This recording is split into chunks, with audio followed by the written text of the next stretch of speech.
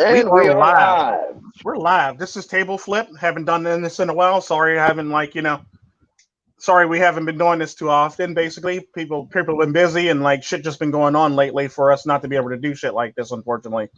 But sorry about that. We're gonna start doing it more regularly and try to keep it much more fun. Basically, when we do it. 10-4. We're gonna start doing this more often for the most part. So sorry for all the fans who missed Table Flip. This is basically the show where we talk about some real shit all the damn time, and we don't pull any punches and we don't kiss any ass on this show. So you basically the rules of Table Flip there ain't no fucking rules of Table Flip. You basically talk about what you feel, how when you feel it, and how you feel it. Basically, no matter if it's gonna hurt somebody's fucking feeling, just do it. Like Nike. AKA, fuck your feelings, fuck your face, fuck your Fuck your day, day. and fuck your couch. Fuck you, fuck your face, and fuck your day. And fuck your Yep. table.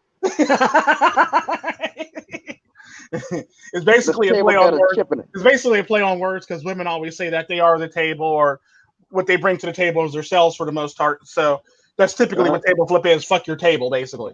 Yep. But Fuck yeah, it it's all. stuff like that. Shit. Is that a coffee table? What's it doing in the dining room? Simple as hell.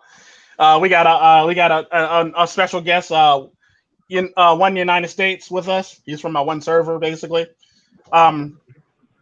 But yeah, he's with us. He's joining us for the first time ever in Table Flip to speak his mind too about various topics that come up. Let it be from the comment section or let it be like us just basically talking about random things random things in today's society and shit along the lines of that for the most part. It's basically pretty much speak your mind, don't be scared to, and just do it and do it big basically. Or do it just to do it for the most part. Because if that's how you feel, that's how you feel. And this time I'm not on my own live stream. I'm back to hold the tail. You're simple. Back to hold the tail. Hey, just tell Double me I fell off, so it should be back soon. And apparently we have 2 people watching. That's nice. That's what's up. And I'm waiting for a couple people to show up. I highly doubt they will, but that's sent out for a lot of people actually. But yeah, it's one of those things where like I'm just waiting for them to show up now. Yep, that turns in. You'll have that. Yeah, for the most part. Yeah, let's see what kind of.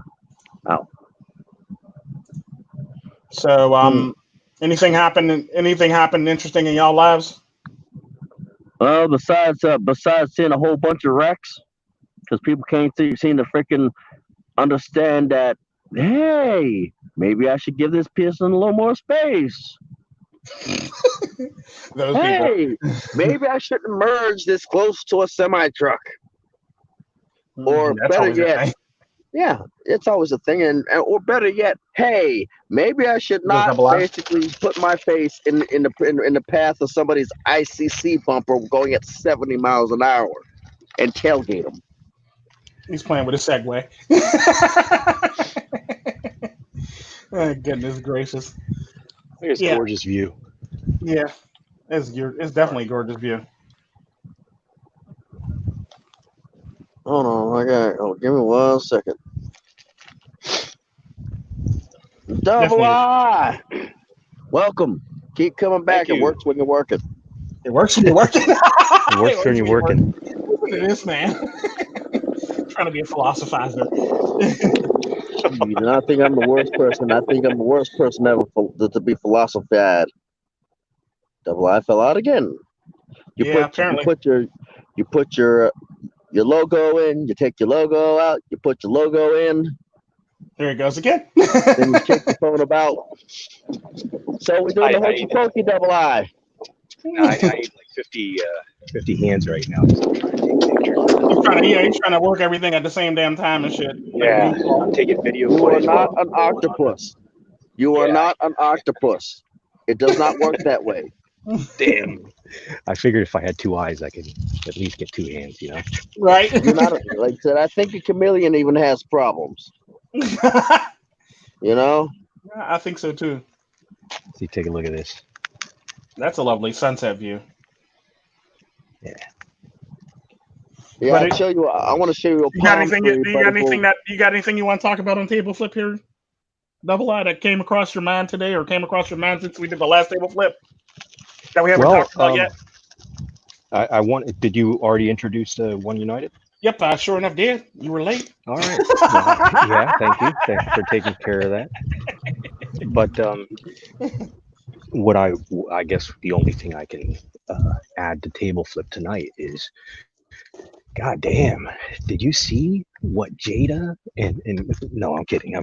Let's not get into that. We can talk about that shit. We can talk about that openly, shoot.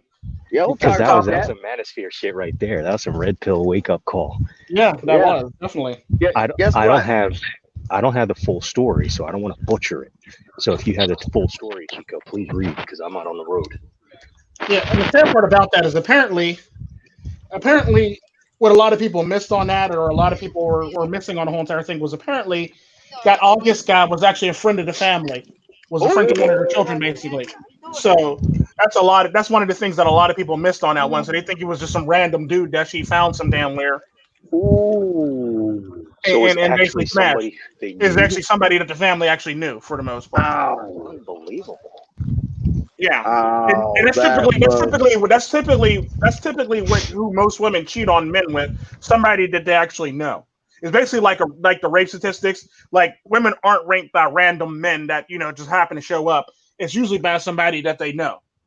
It's typically by somebody that they know. Just like a crime. If a theft is committed, well, theft, depending on where you are, you pretty much know of the person or know about the person when the crime is actually being committed. Because they probably cased the place, you've probably seen them before, so you know of the person generally that's going to rob you.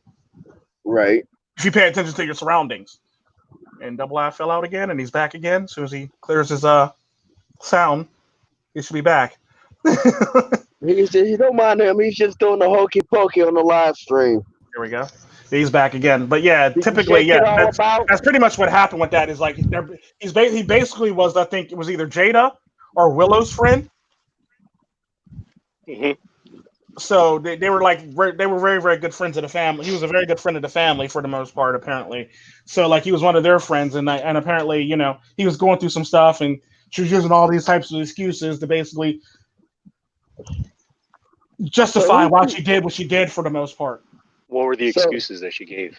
She was saying we were going through some stuff at the time, and we were on a break. Apparently, Will Smith didn't know they were on a break, but she apparently said we were on a break. He actually clarified that. Whoa, and then you had August talking about. I really thank Will Smith for his blessing, and like Will's like, I didn't give him no blessing. I don't remember calling no blessing. What blessing? And I give them for this to actually happen. And so it's one of those things where she literally stepped outside her relationship and made up every excuse on why she was able to actually commit the adultery that she actually committed. Basically, she used everything from we were going through problems to we were on a break, or we were on a break to shit along the lines of that, or we were really going through some stuff at the time, and this, that, and the other. So she used every single excuse on why she actually did it. Do I think they should break up? Yeah, but unfortunately, it's too late because the children are already damaged. Damaged goods any damn way. So man, there's no point in doing that anyway. So don't even bring that train wreck into the scenario. Their children are damaged goods anyway. That's left the station long ago. Yeah, that's just a train wreck and a half. Yeah, right. Like I said, it's like a train wreck you can't look at. You can't stop looking at. Like Jersey Shore.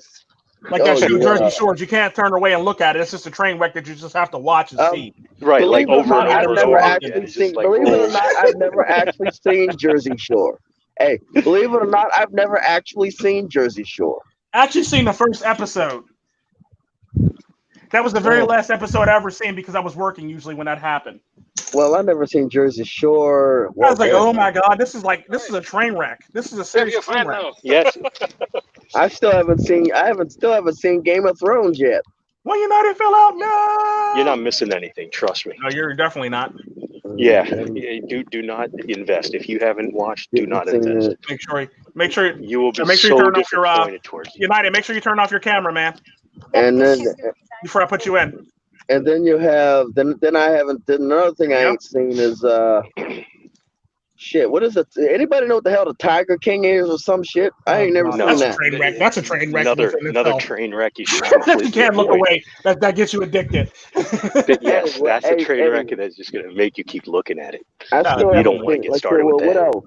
Name a show. Name one of those train wreck shows. I'll know if I've seen it. Oh, trust me, you probably are too busy to see it. Just like I didn't see the rest of the seasons of Jersey Shore.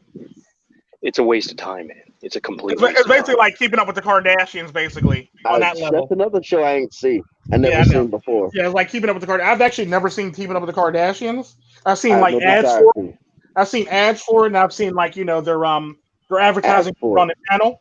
What the hell is ad for it? What's that? What? What's that?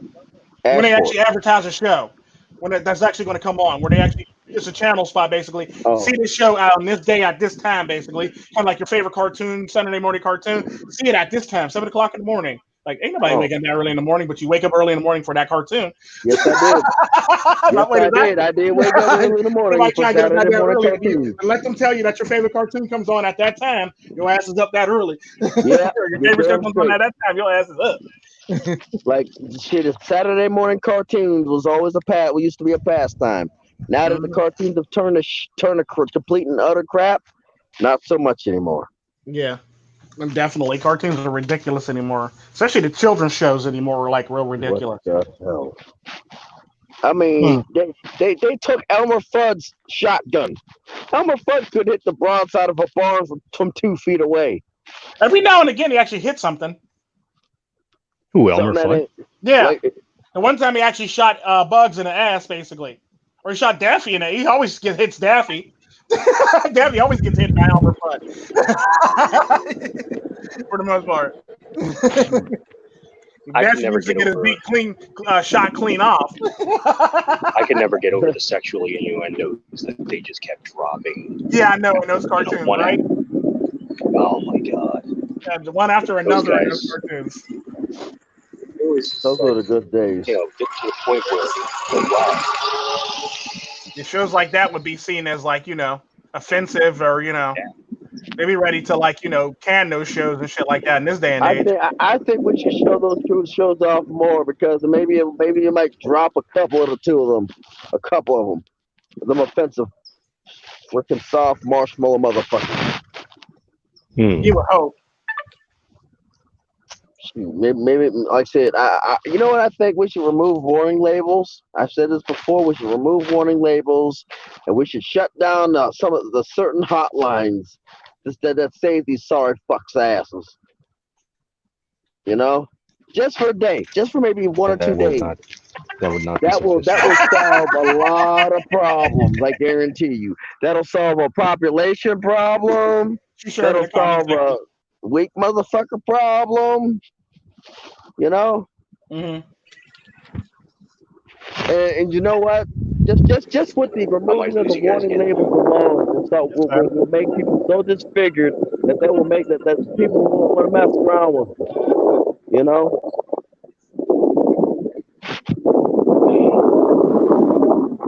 Yeah. Hey, I hear the wind. That's my job, damn it, Double I. He's still in the signature. That's Double I in the win today. Double I in the win. What? There you go. I see some nice views right there. Yeah. That's some really nice viewage. There y'all go. That's some very trying to get to the sunset for you. See that? Pretty soon I'll be looking at a sunrise. One fell out to again. live, California. True Sherm. Son gave him the death glare while playing Roadblock. True Sherm said, "You better get out of here for your son kill your ass." You end up on the news today. No, 5-year-old Cholo killed dad for being on live stream. We're at 11. No, I'm on my phone. Oh, okay. Because right now he is like I was gonna jump on because I was posting the wrestling video for myself basically because no one's gonna watch this shit. But I watch it. after I was gonna do that because the damn thing took like 5 hours to process, and my kid, I started sitting down. I grabbed the microphone. He looked at me with this kung fu Magic the Gathering stare. Come say hi, son. Hi. You can't hear them, son, because I got the earphone on. You want to record your voice, Leo? I'm here. Okay. Bananas. Psychesoap is here. Psychesoap in the house. Let's see if we can get a couple more. We can fit up to 10 people, right? Yeah. Start this up.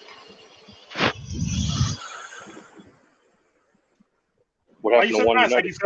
But oh my God, Hey, true, sure. StreamYards is a breath of fresh air compared to fucking whatever the OBS works all right. But dude, oh my God, you get so much control on the StreamYard. Hey, look here. I don't know what OBS is.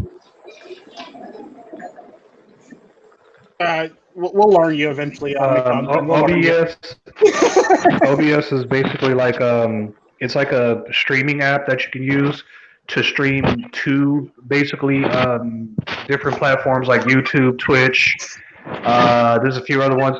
See, the thing about it is you kind of have to have a good computer in order for OBS to work properly.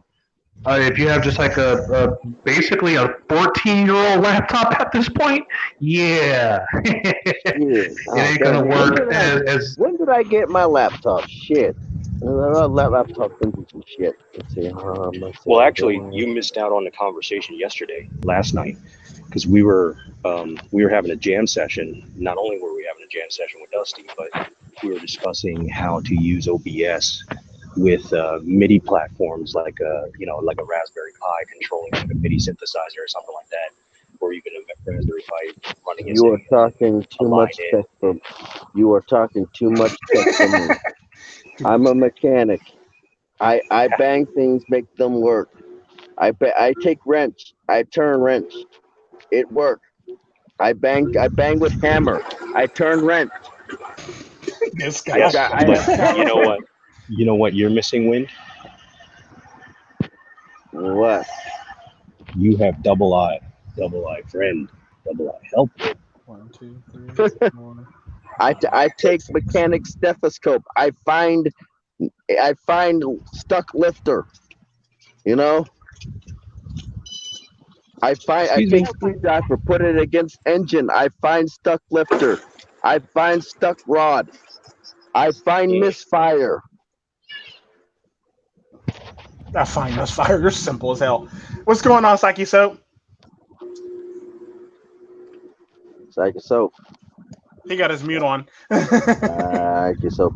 The one guy that should not have mute on. I know, got mute on. The one guy in this whole entire thing that shouldn't have mute on got mute on. Most people. I got it. You're talking about double ass damn segue. Everybody's impressed by that segue and shit. Double eye picking up bitches with a segue. You guys heard all that? Yeah, I know. I was about to say double eye picking up bitches with a segue. Oh my God. Just complete unwanted attention. Goodness gracious, too funny. My next one's gonna be even worse. Yeah, I know. Yeah, if you stop arguing with them long enough to get it. Well, not to bring up any controversy, but okay, the table I had to go ahead and step away. I had to step away from a certain somebody, man. I just can't. I didn't even leave him alone for the reason why he wants people to leave him alone. I left him alone because I'm tired of the daily bitching. I'm tired of the posting videos and then 5 minutes later it's gone. I'm tired of the trolls. So I just say, you know what, bruh? You do your thing. And I wish you the best. But Old True is gonna have to move on from this shit show here, because yeah, man, I'm just not gonna get into frivolous horseshit and start judging people based off what they do with their bodies and all that shit, man. It's not my field, man. Yeah. And that's the sad part about that. I kind of been there. I kind of been there and done that and shit. You know, I kind of turn stupid shit into wars, man. Like for what, you know?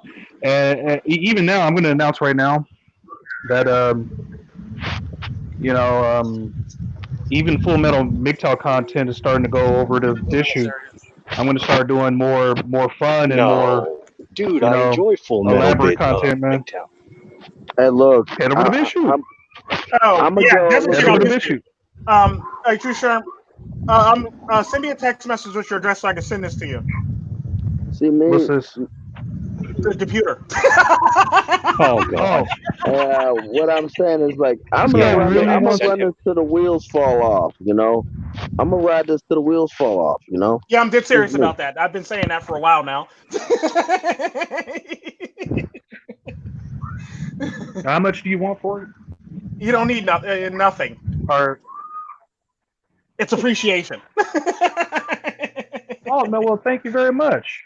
I gotta send you something back, so No, you don't. make sure you have a return address. I'll send you something. A Power Ranger, a Powerpuff Girl. Or something. I will put it up on. I will put it up on my computer too. That's the sad part about that. I will put it in my office. Because I don't have computer. Like, you can't play with that. That's not a toy. Daddy's a toy. No, it's not. Somebody gave that to me.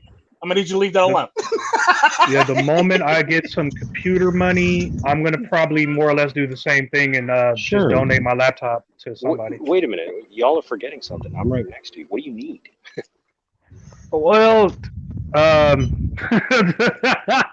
what I need is not really much of nothing. You know, I just I don't know. I don't really ask a lot for, but what I'm getting ready to do is start setting up like donations and stuff like that. And okay, so you need a solid platform in order to run all this stuff. Yeah, so I could start. Do you have a monitor already? Do you have That's what I don't have. I don't have any of that stuff. Like I have a monitor. I have a monitor. That's about it for right now. Is it I have a 1080? Is it a 1080 number one? And does it have HDMI anymore? Yes. Okay, good. So we're ahead of the curve here so far. What else do you have equipment wise? The laptop, keyboard, the Xbox, keyboard. USB keyboard functioning properly.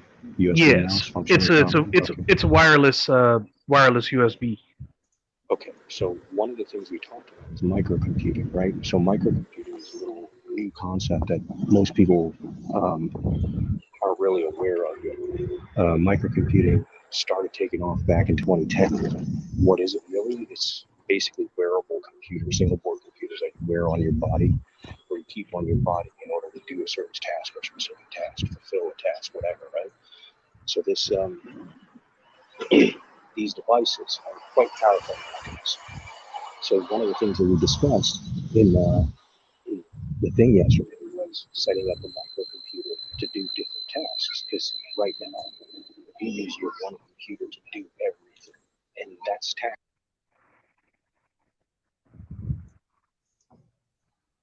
Double I. Can you hear me? Yeah, it's like you're starting to whisper. Yeah, you're turning the over here. I'm going through a park. In your ear. ASMR. Right? I'm like rolling through a park. Okay, Alinity over here.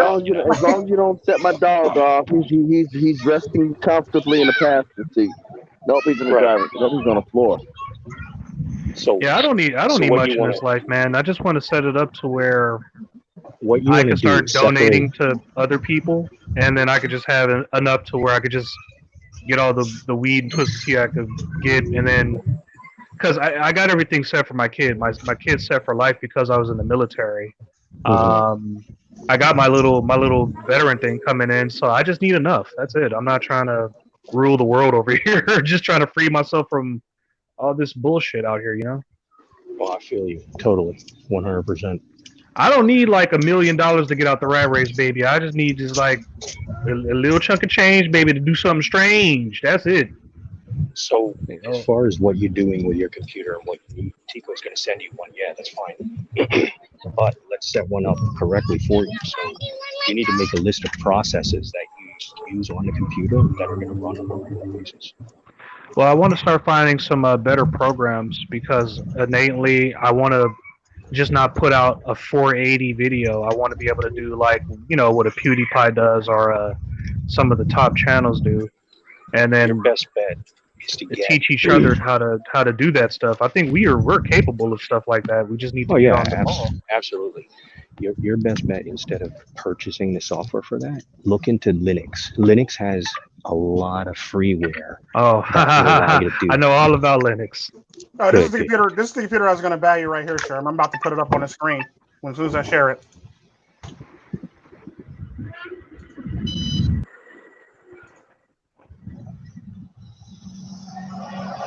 No, but I am in full appreciation to whoever could donate whatever to me. Oh my God, that's beautiful. Look at this. This is the one I was looking at. Yeah, it got the whole entire. It got everything in one, basically. Mm-hmm. The whole entire, like the modem and like the modem and the tower basically is all in the screen, and it's basically a touch screen, or you can use your mouse basically, or you can touch the screen. Oh yeah, that's nice. And the speakers are all right there. The speakers are all right there. The keyboard's there. Basically, all you need to do is just hook up the keyboard and the mouse and to the damn thing and call it a day. You can also. You don't have to get me this. This is too much. Oh, you know what I like about that one, Tico? It has the built-in. It has the built-in. What do you call it, camera? You can actually. Yeah. The microphones are everywhere. Oh my God! Oh, on top of that, you can actually hook a HDMI cable to it and hook another screen to it also on top of that. A gnat flew in my mouth. Hold on a second. Can you use it as a screen? Or not? Yeah, you can use it. You can use a separate screen too. Like you can use. No, you can use a separate screen. But can you? You can use both screens. You can use both screens if you want. If you hook up a separate so it's screen not mirrored. It's a separated screen. You can basically do anything you want, basically. Dual head video. It's kind of like what I do on my computer, my one screen computer, yeah. Where I should have like 3 screens. I basically have a bunch of different screens. Yeah. Like a bunch of different mini screens basically up at the same damn time. Yeah.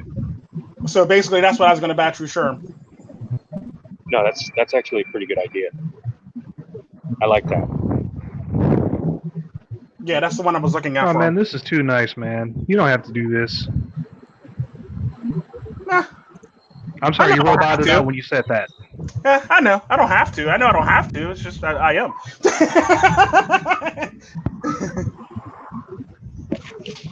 This is one United States. I did want to add, man. Go ahead. You want the United States? Yeah, I was just saying. If push comes to shove, we have some pretty cost-effective computers out here. I've got a connection or a guy I used to work for, and he always gets his stuff in bulk, so the rates are pretty good in comparison to the rest of the country. Midwest tends to be cheaper. Yeah, usually when you get your stuff in bulk in Midwest, you tend to make out better when it comes to that type of stuff. Anyway. Agreed.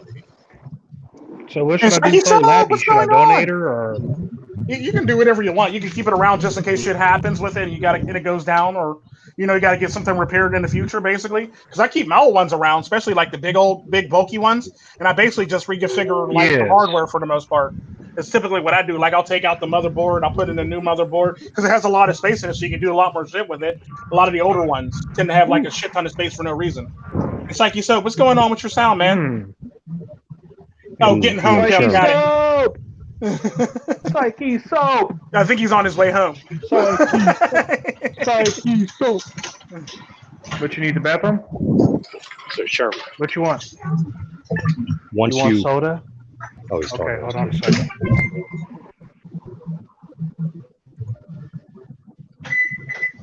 Oh goodness gracious! All we need is Jam to show up, and everything will be straight. He should be showing up pretty soon here. He should be done with work very soon here.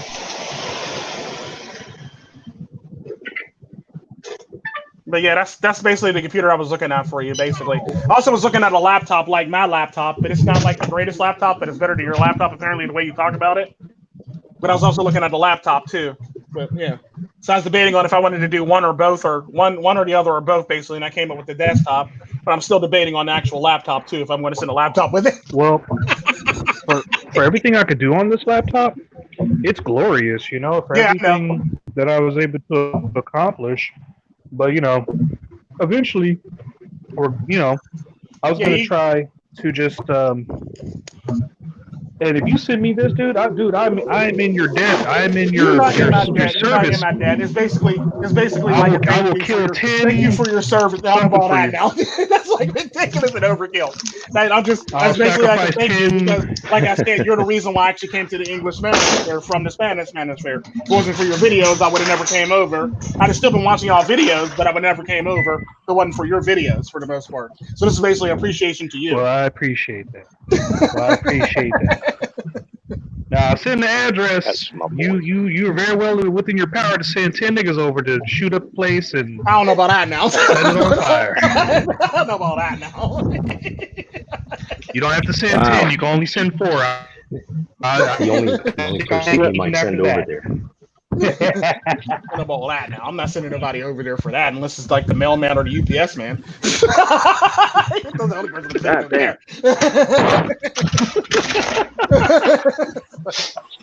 Package. Yeah, but unfortunately, I just had to leave certain people's alone, man, because he's doing too much right now, man. Did he go by himself? And really and truthfully, I don't even want to drag it on. Yeah, we can talk about anything and everything. Oh, did you actually tell us about the fire that happened on your street, or no? We never got around to that fire. We never got around to that story. You know, there's a couple of things we got to catch up on with Sherm anyway. Let me tell you. The reason why that fire started was because apparently there was a crackhead out there smoking crack, and he dropped one of the, something burning, whether there's the pipe or the amber coming from the pipe. This idiot dropped it and set something on fire on one of the hottest days in May, I think. Damn. And was it May or June? Give or take, yeah. June, I think it was. Because that stream happened it was nearing the end of the whole pandemic bullshit. Which, if you really want me to flip the table right now, you think it's over? Dude, you think it's over? It's not over. That's why I'm pissed off right now. Like, I was getting ready to do a live stream about it. Let's finish this, right? Okay, so I went to go get some twisted tea. I was driving down the street. I seen you and this twisted tea, bro. If you don't get a fucking, sorry, twisted tea is fire. I actually like the half and half twisted tea. Well, what do I need to drink? He needs to get a twisted tea. What do you call it? Them to pay him because he basically does need one of those because he drinks so damn much. He knows advertising them. Right. You might as well get them to pay you. You're getting free advertising. I'm gonna do like one of those story videos, and I'm gonna show you guys just how much twisted tea I could drink in like 1 month. It's crazy. No, and you know what? It's only been 11 days in this month, and I already got like 2 bags full of empty twisted tea cans. But I didn't mean to interrupt. No, you're good. You're good. But what was I saying? Yeah, the cops. And I thought, oh shit, I'm not drunk, so let me just sneak to the liquor store. I kind of stealth. They saw me, but I kind of put my head down like it's Grand Theft Auto, where you just put your head on your steering wheel, but they can still, So I did that move, and so I got out of the car, and then I asked the police officer, "Does this have anything to do with COVID or something?" And he was like, "Oh, no, it's a fire." And he literally said in the whitest way possible, "Yeah, crackhead dropped ember down the canyon, so it set the whole thing on fire." And he's like, "Excuse me? What happened again? Say that one more time." Oh, he said a crackhead just dropped, and I'm like, wow, the way he just said crackhead was so, like he said this, like he's dealt with this before. He's dealt with butt naked crackheads before, apparently. So this is nothing new to him. He must have been a veteran, because I mean, like, in the whitest, most suburban, most whatever you call that white Richian accent. That's how he sounded, and he's like, "Yeah, butt naked crackhead dropped a thing down in the canyon, and apparently we've apprehended him, and yeah, he's gonna be, gonna have to get him some help or whatever, and da and all that shit." So this is your canyon on drugs. Yeah, this is your canyon on drugs. So I get my twisted tea, come back home, and then the street opened up about an hour later, and that's basically all that happened. And then crackheads. And then they came and got the kid from the homeless people. Really? Which is why they moved from that little spot that they were at to somewhere else. But I don't know if they did anything about them per se because they're still over there. But I don't think they have that kid over there anymore. And again, I didn't make that call. I was on the fingertips of doing it, but somebody must have beat me to the punch because I'm like, dude, you know, you guys kind of talked some sense into me that one night where I talked about it, and I was like, yeah, maybe I should. You know, I was, you know, don't want to be conflicted, that baby out there and shit. So yeah. I'm glad somebody called about it though, at least. Yeah. Too much shit going on in the world right now. With the can we talk about why we're like what did I say? What did I say 2 months ago when all this shit started? What did I say was going to happen? Didn't I say that they were going to talk about a second wave? What was the time frame?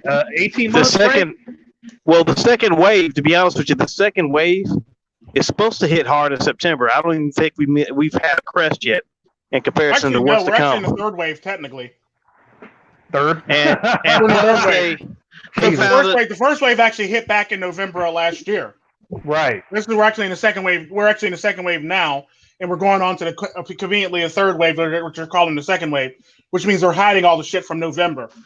And they found another strain. Mm-hmm. They found another strain. Mm-hmm. I talked about that too.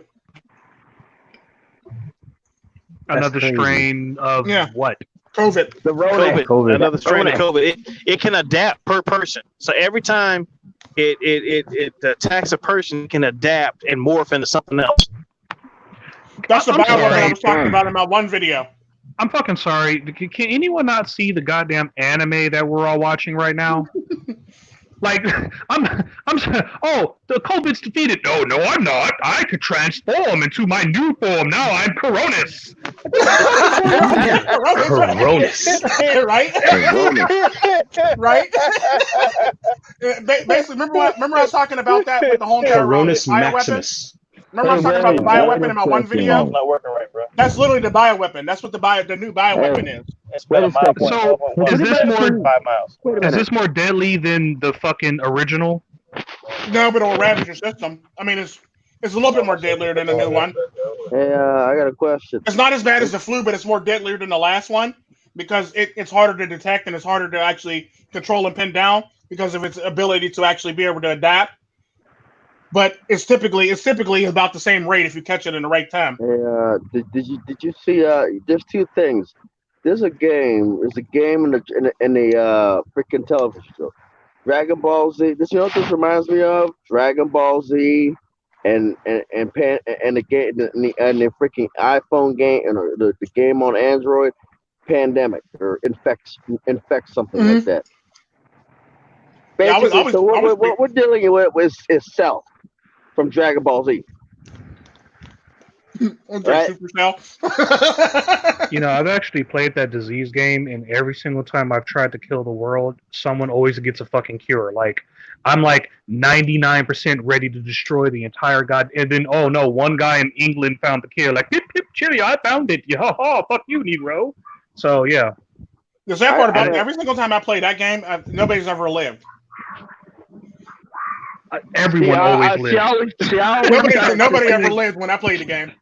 See me, I must be a harbinger of life. See, I always. So Sherm is trying to nuke the whole place, and Tico's trying to save everybody's lives. No, I'm not trying to. I'm literally trying to kill everybody. Okay, so his intentions my intentions are to kill too, but everyone lives. I don't know how that works. What I do. Every time I play, I'm looking to kill everybody, and the fact of the matter is, I always end up killing everybody. Now I don't know if it's because I have a sensitive background in microbiology. Is the reason why I know how to kill people in the game. I mean, I always try to leave like maybe 100 people alive. You know, just a simple fact is like, just for the amusement factor. I try to leave like maybe 100 to 100 people alive for the simple amusement. You know, I don't leave anybody alive. I'm laughing the whole entire time when people die. They die anyway of old age anyway. So people be dying trying to flee the city, hitting in a car accident. I'd be sitting there cracking and laughing. Like, imagine you're one of those 100 people. Right, you're like one of those Sim City. It's like you're one of those 100 people. There's 52 women, and there's 48 men, and the first baby was just born, right? But then a giant rock just comes out of nowhere and just goes, and it's like, oh well, there goes your chances of survival, there, kids. That's it. Yeah. That's Murphy's Law right there. Yeah, boy. So, you guys want to have the orgy over at Dan's house next week, or what happens? Right, right. Oh my God! Are you going to a COVID party? I want to go to a COVID party. That would be literally the worst thing to have. Go do it, so. Do it, so. Oh, hell, Psychesoap!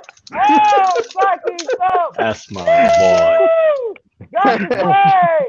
Dr. Dre is stupid! What did you do, One of these man? days, What's wrong with you? I swear to God, I'm just gonna drive up to Psychesoap's house just so I can do that one day. If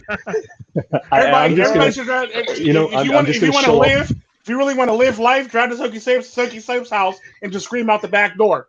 Hey, you know what I want to do? One of these days, I'm just gonna drive up there. I would like to drive to Psychesoap's house just so I can freaking just like take a full tank of air and just blow it through the freaking horn. No, what you're gonna do, what you guys are all gonna do, is you're gonna knock on my door and you're like, "Can Psychesoap come over? Can Psychesoap come over?" And then I'm gonna go, "Yes, I can." We will all go to the carnival and play. Oh, shit. It's like he's a mess. It's like he's a hot mess. I'm even a mess. Uncle Psych. Jesus Christ, I smell like an aboriginal. I need to take a shower. Oh, good Lord. TMI. Smells like a good idea. That smells like a good idea there, FYI for everybody listening to that comment that Sherm actually made. This is the kind he actually looks like an Aboriginal too. Yeah, I do. This is the kind of shit I'm talking about all the time with you, right? When I went to Australia, that's how we got into an argument in HR. Wasn't this these exactly one right here? Smelly, what do you call it? Coworkers. Mm-hmm. Mm-hmm. I say we boot them. No, because they end up the smelly ones end up being the most efficient workers. Well, usually the ones from other cultures. We gotta make them say some jokes or something. No, let me rephrase that. Well, the smelly workers who come from other cultures end up being the best workers. The ones who actually come from the same culture, not so much. So you got two questions. So much. You got two. I believe it. You got two questions. You could take one or the other. Okay. Sherm. Yes. First one is be insulted. Or the second one, everybody has to share one thing that's going to be different after this whole COVID thing. So you pick it, either one. You can even do both. What are we sharing? What do you think? One thing that's going to change after this whole COVID thing blows over. Like, after the landscape has changed, obviously, right? Everything. We identified that. Everything. But how is it going to change? No more one-night stands. What? Right? Well, there's still going to be those. They're going to be doing those on a DL. I predicted in the future all the convenience stores are going to go away. All the malls are going away if they don't get turned into nightclubs, because that would be a smart idea to either turn them into recreational parks, laser tag areas, paintball areas, or turn them into something else, because malls are going away. All that shit's going away. Malls I think it's better to turn them into warehouses. 100%. There's no way in fucking hell I would. What you're going to have, because you have so much, and this goes into play with the coronas, what's going on with the censorship. Because of everything with the censorship, there's going to be a large yearning for the past, a large yearning for the 90s especially. So you're going to have these giant warehouses just full of fun and adventure. I swear all my life this is what's going to happen. I've seen it. There's going to be like giant departments of like toy sections, right? They're going to be giant departments of video game sections, giant departments for food, everything, clothes, you name it. It's gonna dwarf whatever the hell Walmart used to be, because of the fact that we have to readjust.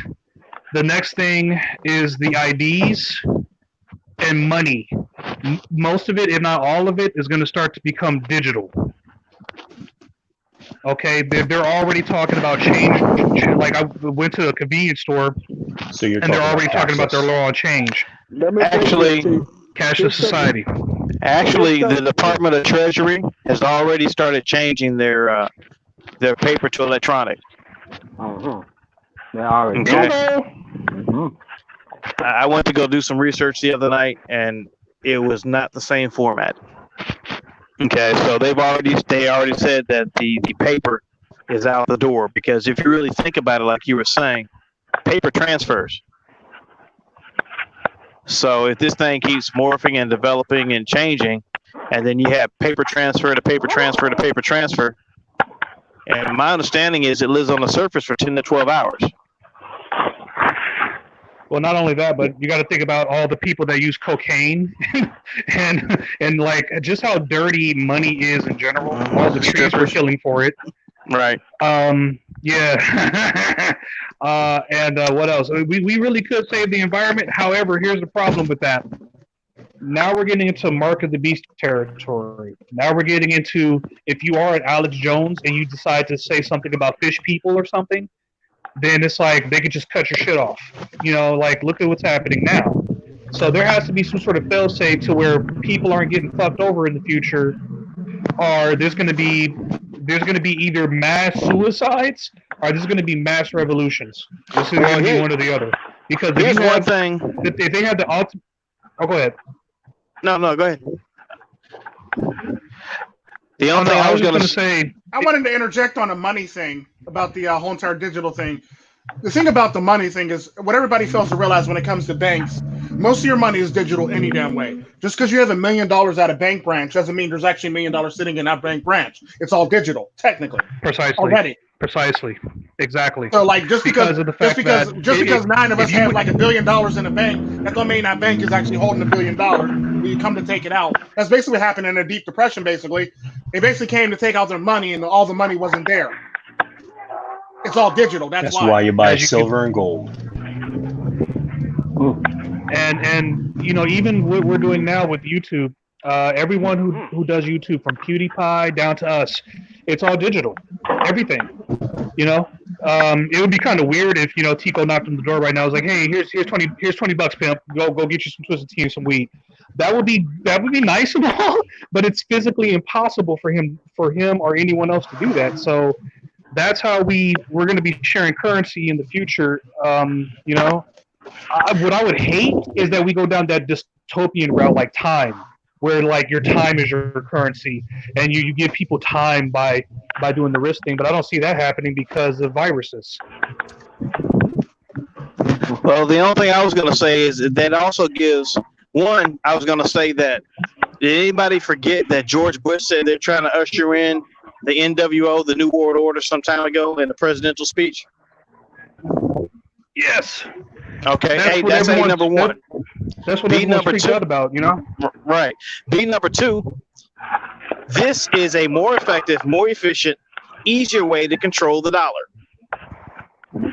To dial it up, to dial it down, to do whatever the heck you want to, especially if physical dollars are being phased out. China's already doing that.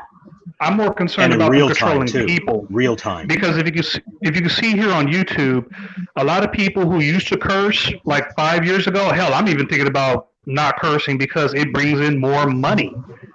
I mean, that's what the censors are really all about. It's not about, oh, we're trying to protect your children, no, they're trying to make money. It's as simple as that. The family friendly makes money. I mean, action and adventure and all that shit, it makes money too, but only on the right circumstances. And even that is heavily controlled. Now, the problem with that is that 9 times out of 10 it gets too corporate, and when it gets too corporate, that means that there's a disconnect between the corporations and the people. Oh, hell, Psychesoap! I'm about to stand outside my door, baby, and start screaming Psychesoap, baby. Oh, hell, Psychesoap. Yay! Scaring is scaring! Get butt naked! I dare you! So how? What's the what do you call it? The report on the corn. How are they doing? Well, let me step outside for that. Hold on a second. No, that's gonna be Psychesoap.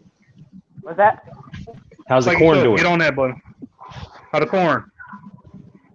It's still in the field. No, but I mean, are they calm? What's the daily report of the corn? I don't know. Shit. But I You're can the tell you corn what's talker. going on with the rancher side of it all, because this is actually a rancher fucking state. You know, Trump found a good old way to circumvent what China was trying to do as far as corn, soybean, and even livestock here. So that's okay. That was pretty good. Now, I will interject this if you don't mind. This is one of the United States. Well, my understanding is I had a real estate developer here where I'm at. It was a mentor of mine. China wiped out and purchased all his New York assets, and this guy had massive assets. They were in the process of negotiating purchasing all his assets here in KC, inclusive of an underground cave. And they've been purchasing farms in Indiana and in the Midwest hand over fist. Mm-hmm. When we allow foreign investments, we're giving them a foothold, and they're not our friends. Yeah, but the problem with that, though, is a lot of these foreign investors, we actually owe so much money, we got to cut deals so we have to pay back all the damn money, basically. So Actually, part of that 29%.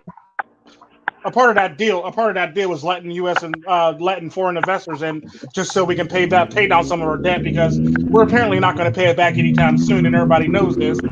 So we got to cut deals. It's basically no different than what China is doing with Africa for the most part. But you defaulted on your loan that we gave you. We're going to take this port for 100 years. Damn. I mean, it's not 100 years, but it's typically like people always complain about, well, China's being predatory. Well, technically, Great Britain was predatory to China. So where the fuck do you think they learned it from?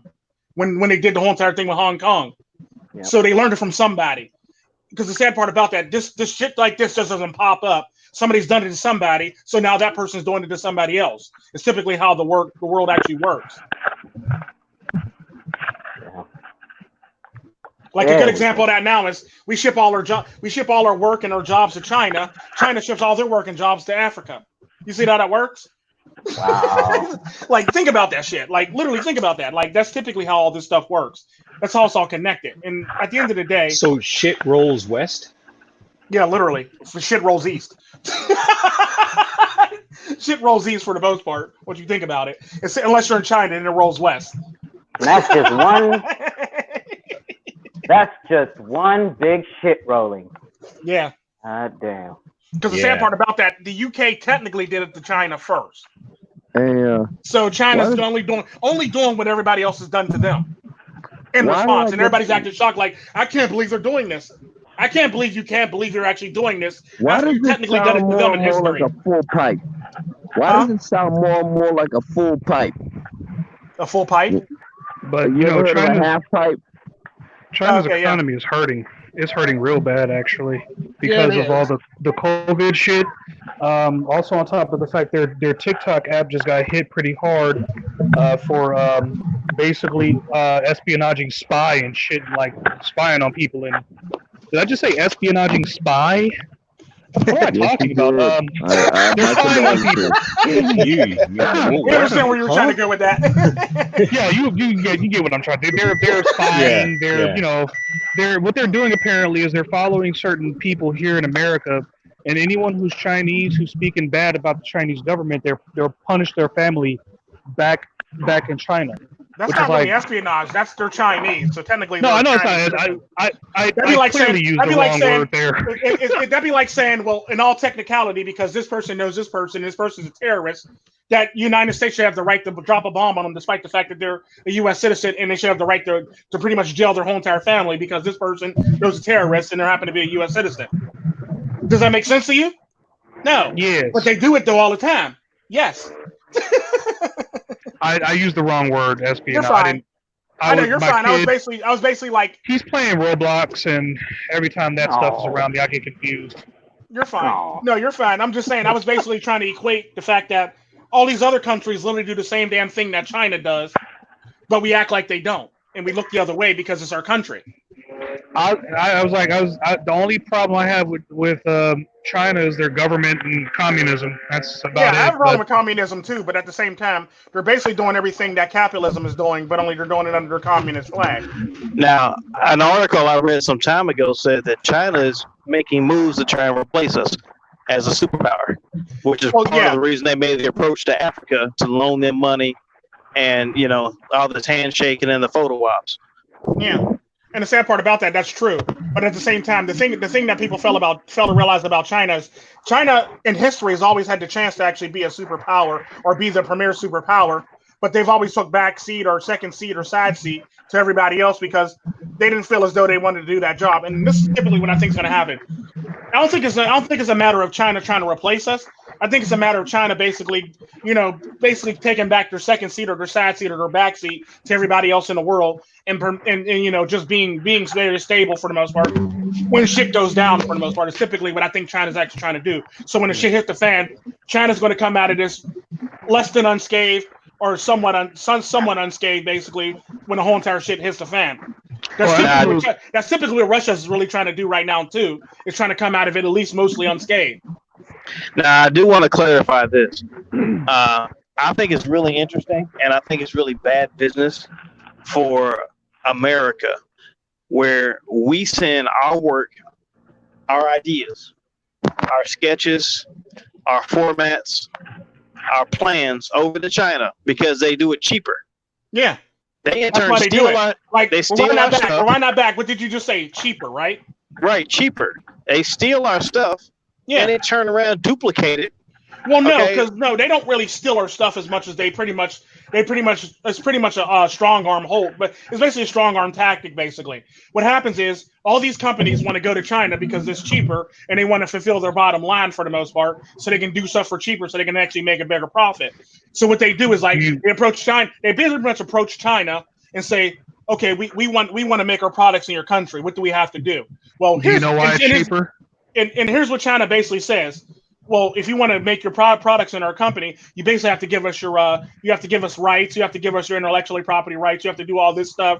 You have to do this, that, and the other. And the sad part about that is all these companies actually agree to this shit willingly, despite the fact that they're losing their shit. They're literally agree to this shit willingly. Also, they can make a bigger profit and keep shit cheap on a cheap. That's typically how it works. They're not being strong-armed in the least bit because they agree to this shit. Because you can always say, you know what, we'll check with India. You can always say you'll check with India. You can always say you'll check with Africa. But no, they check with China.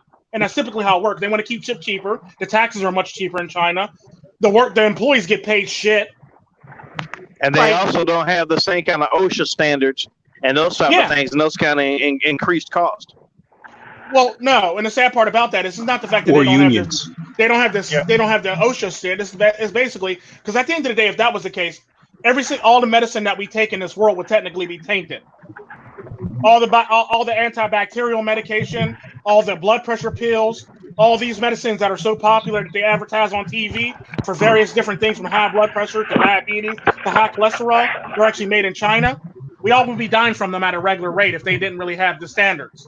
Because at the end of the day, all these countries literally purchase all these products, and they all get them from China. But America's the only one that'll sit there and tell you, well, you can't buy medication from Canada, or you can't buy medication from, Mexico because they don't have the same standards. They all come from fucking China. It all comes from fucking China. It all comes from fucking China. You can't tell me that they don't have the same standards. When you get, here's the thing about the standards, and this is how it pretty much works. It's pretty much all these companies basically lobby for people not to be able to, go across borders to actually go get medication or go across, country lines to get these medicines so they can actually keep profits going in their country. The sad part about it is we always talk about all these medicine companies, but the sad part about that is our most famous medicine company is actually 50% owned by GSK, GlaxoSmithKline, which is actually a Swedish company. The Pfizer company is actually owned by GlaxoSmithKline, which is a Swedish company. It's just shit like that. Like, it just blows my mind that people don't see this shit. And they get all your medicine from China. All your companies get all their medicine from China. They've already shipped this shit out. What more do you want? Like everything's been pimped out to China for the most part because everybody wants a bottom line. And the sad part about this, all these people that own these companies, all these CEOs, these bigwigs, basically lobby and pay so much money just so the government can actually kowtow to them so they can keep their bottom line. Like when in fact you can actually just keep that money in your fucking pocket and pay yourself that money that you're paying to all these people to basically look the other way. But and here's the problem we have. Profit. Number one, it costs us jobs. Number two, the unreasonable over regulation is costing us, and we're selling ourselves out. As the bottom line is, we are selling ourselves out for a higher profit. We're not selling ourselves out. The companies are selling us out for the most part, and that's typically how that works. It's not us selling ourselves out; it's the companies selling themselves out, and it's the politicians selling us out. So we're not doing it; they're doing it for us, and that's typically how that works. Yeah, and the sad part about that it's not the fact that we're actually doing it and okaying it. It's the fact that the people that we vote in office that said are going to do right by us end up being screwing us over and getting money put in their back pockets when they do it. That's typically how that works.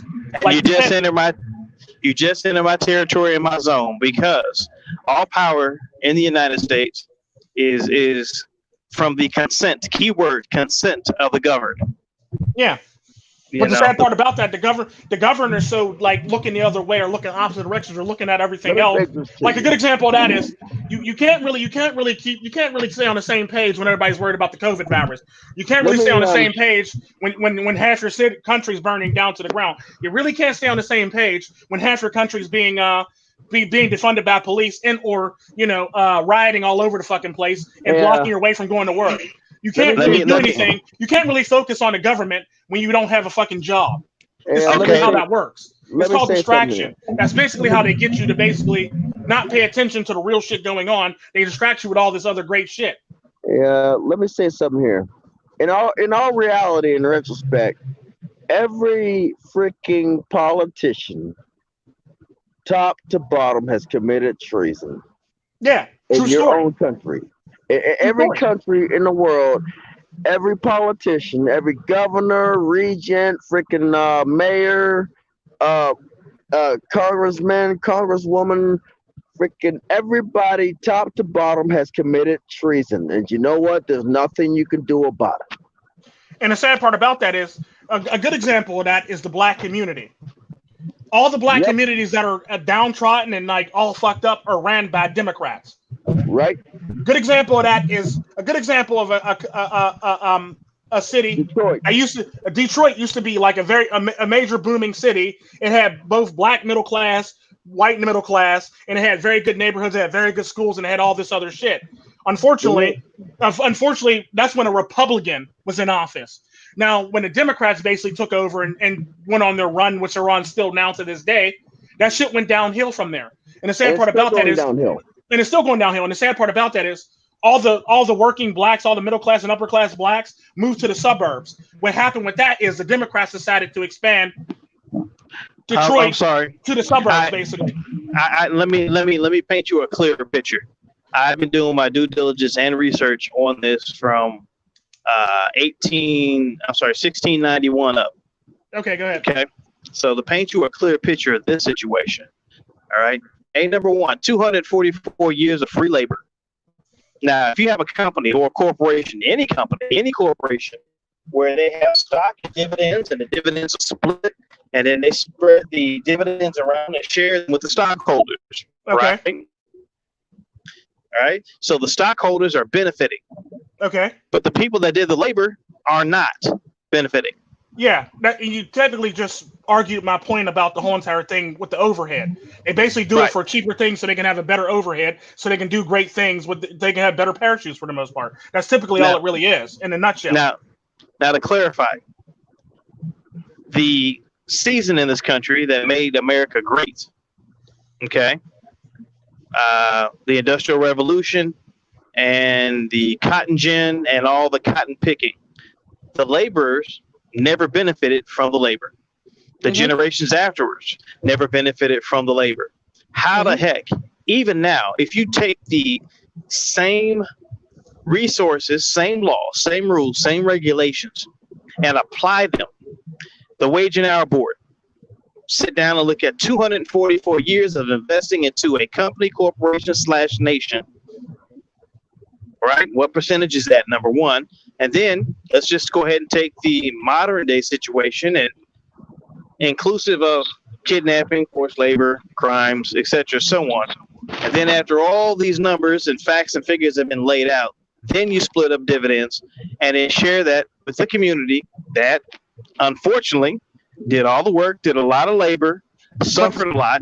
The problem with that argument, though, is the fact that these regulations weren't always in place. They actually I understand that incremental by incremental. And the sad part about that, like a good example of that is in Michigan or Detroit alone, the taxes are higher in that part in town, that state alone, than it is in California. Like, let that sink in.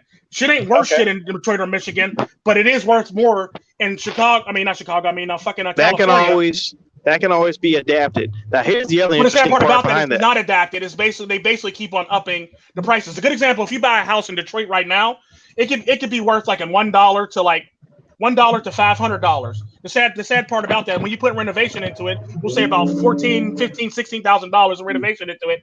Not only are they going to charge you that, they're going to charge you back taxes on the shit that the people used to own, and they're going to assess the value of the house at the actual value of the house what it was when it first got built. So the sad part about that, it's not about that. I can completely eliminate that whole argument. Go ahead. Where's the pink slip?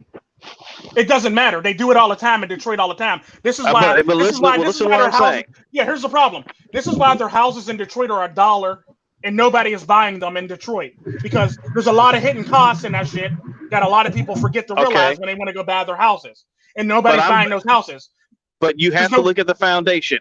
Where's the pink slip for the land? It doesn't matter.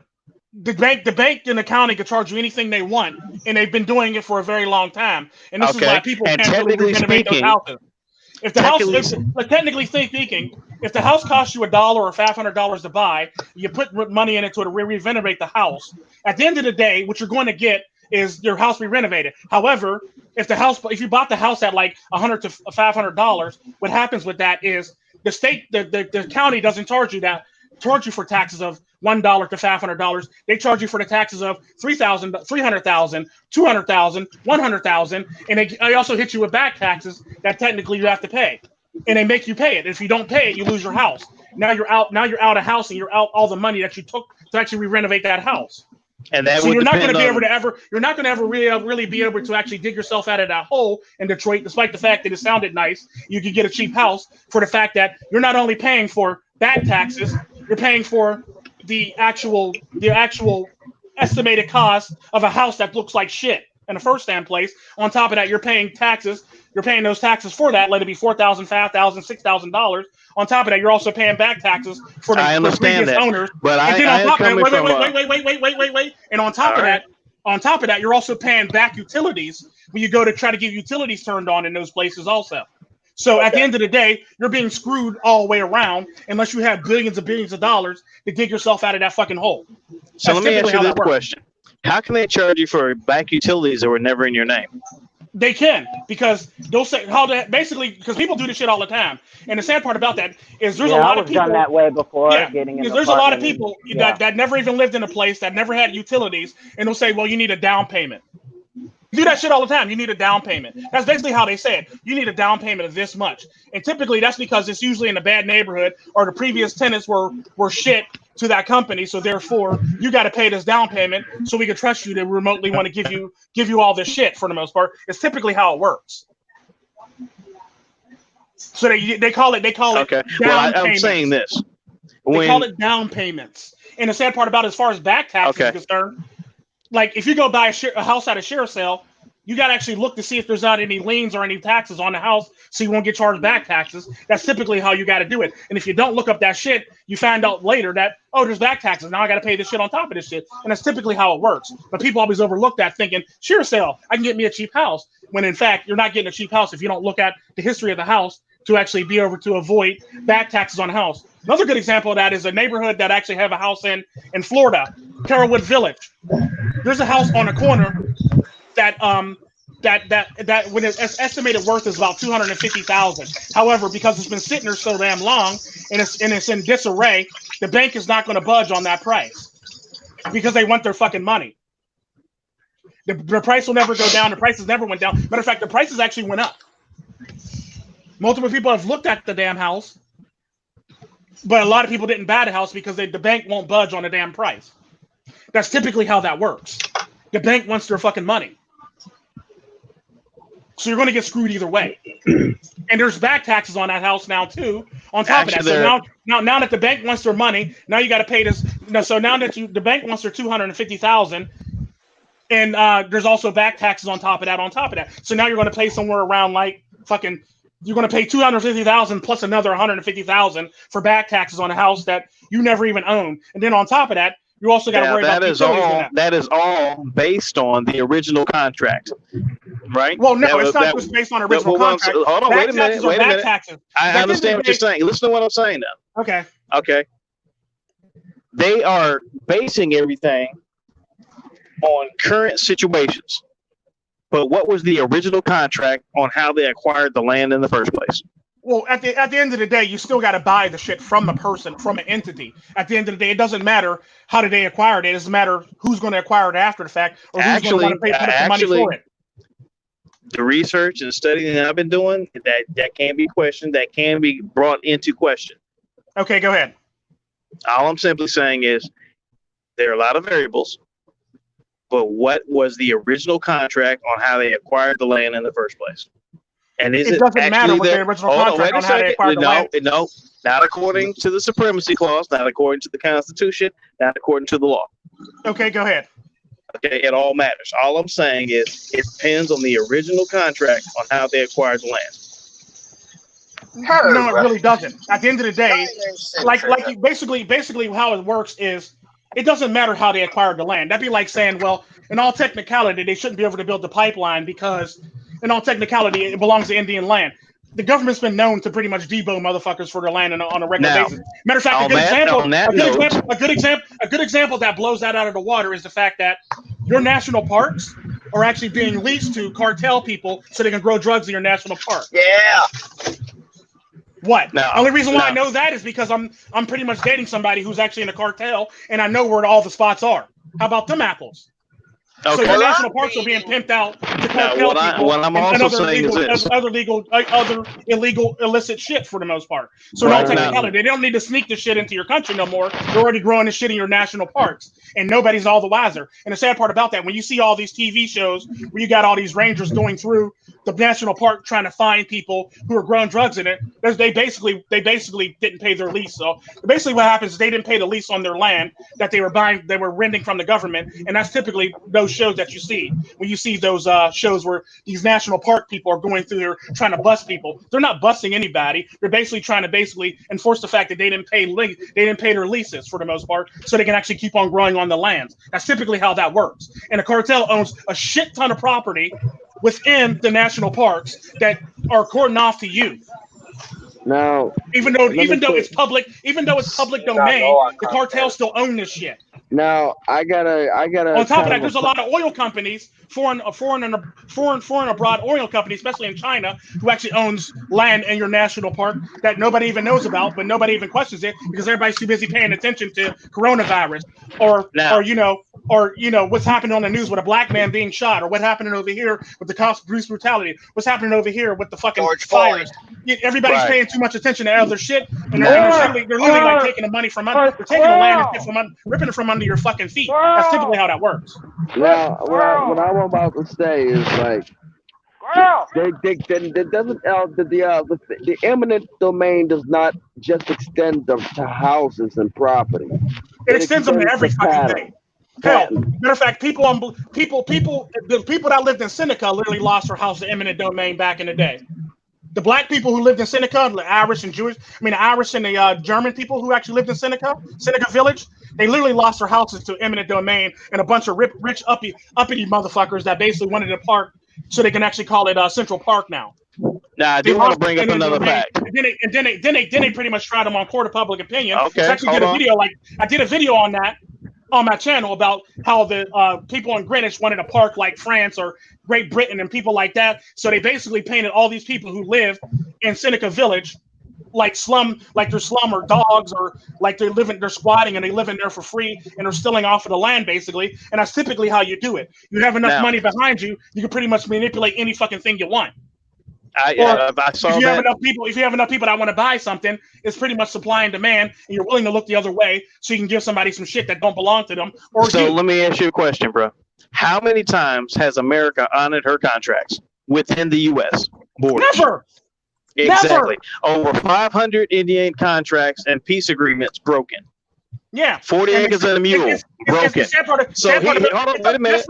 Wait a second now. Your argument that you're actually trying to do is actually arguing to what I'm actually saying, for the fact that at the end of the day, they're not going to honor shit.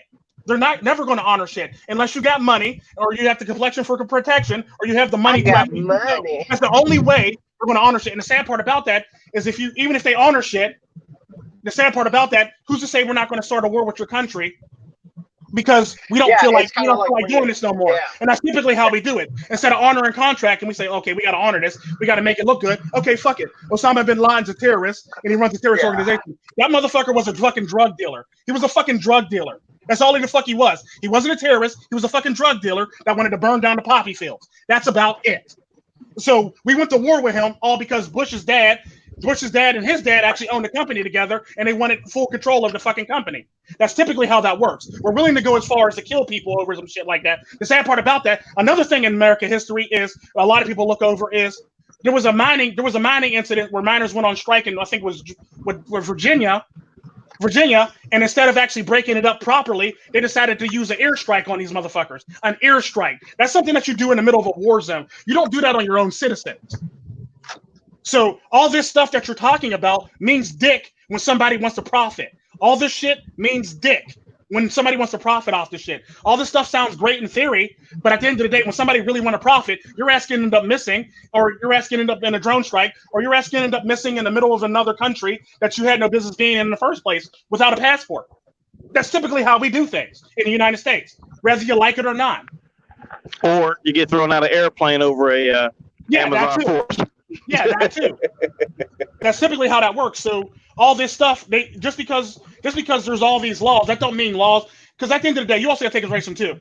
These politicians who make the law, they make the law to benefit them. And if somebody's in their ear talking about, I think you should do this, and I'll give you this $100,000 if you do this, and if you do this, and it continues to stay, I'll give you this other money. I'll give you this other money for 10 years. It's basically no different than if you got a deal for a fucking NBA deal or an NFL deal. Basically, they give you money up front, then they give you money the rest of the year. That's typically how politicians are working. I'll give you this if you pass this bill and do this, and I'll slide this in your pocket right now. You'll get all this money later if you continue this shit on. That's typically how it works. If you have the money, you can do it. And the sad part about that is politicians who write these laws really can write and change the laws at will because money involved. So in other words, you're pretty much saying we're corrupt. Yeah, we're all corrupt. From top to bottom, we're all corrupt. And the sad part about that is the people who actually vote these people. The people who vote these people in the power, people that are taking, especially the people who vote these people in power that think they're great is also corrupt along with them. Because I always say like this, I look at it like this: it's no different than a cop who actually seen his partner do something wrong. If you witness your partner do something wrong, you're complicit in that crime. If you're a voter and you watch your politician do you wrong for years on end, and you vote him back in the same office, and you literally vote him back in office, you're complicit to the whole entire mess for the most part. That's typically how that works. You're complicit in your crookedness. So you can't say, oh my God, I can't believe they did that, when in fact, you can believe they did it because you voted them back in office to do it again to you. That'd be like saying, I got raped by this person. I want to go hang out with this person after this. Why would you do that? Why? If the person raped you, you should do your best to stay as far away from that person as humanly possible. You don't want to go back into the fire. He offered me a drink afterwards. Yeah, no, that makes sense. That's the type of shit that people are saying. Well, in all technicality, I was drunk, or in all technicality, once you think about it, it was okay, and I just made this decision based on the fact that he offered me money. Why? And he raped me. Yeah. Or he was handsome. Or, she seemed sexy, and she raped me before, and she anal penetrated me, but I thought it was okay for me to go back out with the woman. Like, why? She was in the form of a cute bunny. Yeah, I know, and that's typically how like people me, always like excuse their behavior on shit. if I want to like date a woman or like be intimate with a woman, I always have to consider the fact that at any time she could consider an adult a action that made by two consenting adults was a crime. All right, you sure? I'm sorry about that. I didn't hear you, but if you come back, thanks. And see, that actually rolls into the Me Too. Without court of public opinion. You know, without the the sad part about that is it's not just women, like the young girls. I did a video. Hang on, yeah.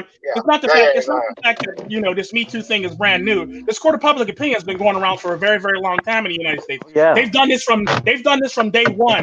The Me Too basically borrows the whole entire court of public opinion from the actual bill. How United States, the fact that how foundation that the United States will actually build on. So this whole entire court of public opinion ain't new. They've known this for a long time because women don't do shit that's brand new. They do shit that actually has been proven time and time again in the past to work. So they actually use it to their advantage for the most part. That's typically how it works when it comes to women. Get you. And they do it without doing due process. They try to bypass due process. Like I said about the Seneca place, they basically made all those people look like squatters, and they said they ain't paying for shit. Meanwhile, they have just as much good shit in their community as the rich people in Greenwich had in the community. They had pottery, they had all this other great shit. They had schools, they had well-to-do schools. Hell, their schools are better than the kids in Greenwich schools. But the sad part about that, they pretty much got a hit piece on that town and made it sound like it was less than nothing, and that it wasn't shit for the most part. And that's basically how they got them. They do it all the time. Mm-hmm. So at the end of the day, it doesn't matter how much of this stuff is actually rule. At the end of the day, if a person can't benefit from what you're trying to do, in any way, shape, or form, they're not going to always 100% ride with you on the thing. If they can't benefit from it 100%, or at least 50% or 60%, they're not going to want to ride with you if they can't get money out of it, or get a deal out of the deal for the most part. A good example of that is Title 4D. Title 4D. Don't go. Title 4D. The only reason why Title 4D hasn't been shut down yet, because no matter how you go about it, somebody's always still benefiting from Title 4D, no matter how you cut it. Well, if you use the other shit that was just actually explained to Dusty and Double I about, nobody's going to benefit from that, so they're obviously going to stonewall you, or they're going to try to throw your ass in jail so they can get money out of you that way.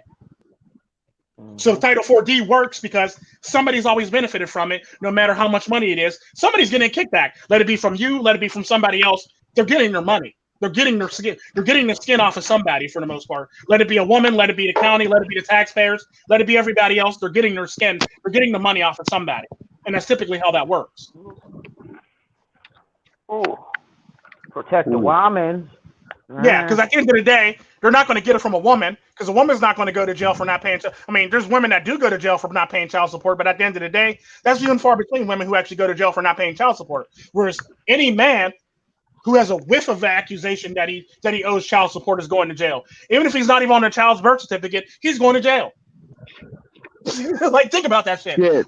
Anytime I could go to jail, I think. And that's true. And you ain't even had a kid or anything like that. Shit. I mean, there's women that's putting men's name on birth certificates right now that they know damn well ain't the father of the baby. But the fact of the matter is, the court goes with it and they're okay with it. And the sad part about it, if you actually ever did a crib card, the man's not allowed to fill out the crib card. The woman's have to fill out the crib card. Ain't that some fucked up shit? The woman's only allowed to fill out the crib card. Yeah. Well, first things first. When it comes to Title 4D, a debtor's prison violates the Constitution. Yeah, no, but at the end of the day, by using Title 4D is what I'm basically trying to say is you're using Title 4D, despite the fact that they let you get away with this shit and people think it's shocking. It's not the fact that it's shocking or original. It's the fact that you're still getting their money no matter what. Right. Yeah. They're still getting their money out of it no matter what is basically what I was trying to describe to you or explain. So this Title 4D isn't shocking that they're letting a lot of people get away with it for the fact that somebody's paying them. Somebody's putting money in their pocket somehow, some way. At the end of the day, bribery. And there's enough cold cash to look the other way. So even if your child support stops, they're still getting their money. Or even if your back child support goes away, they're still getting their money somehow, some way. Let it be, because at the end of the day, what happens with that is all the money that you pay to this woman sits in a big ass bank that collects interest. And the sad part about that is it doesn't just sit in a bank that collects interest by itself. It's a bunch of other men that are in on this that's they're collecting the money from that is collecting interest on. So therefore, that money's collecting interest. So you think you're only paying like $500 a month. Think about that. Think about that times a million, or think of that times a billion. I think about it, but at the same time, the judge, the prosecuting attorney, and the defense attorney are all being paid from the same till. That's collusion. Yeah, that's the point, and that's the sad part. That's why there's this big ass bank. It's basically no different than insurance, car insurance or health insurance. You all pay into this bank just in case shit happens, and you got to pay for the motherfucker that fucked up, basically. Hey, gents, that's typically how that works. You got to pay for the motherfucker that's going to fuck up, or is always going to be in a car accident, or the motherfucker that's unhealthy. You're always going to have to pay for that, no matter what. I'm gonna give me some sleep. I still got a few more hours to go. You know, I'm gonna give me a little bit of sleep so that I can make this drive tomorrow. Okay. All right. Peace. All right, Wayne. Have a good night, brother. Yeah. Bye, Wayne. Stay safe. All right, man.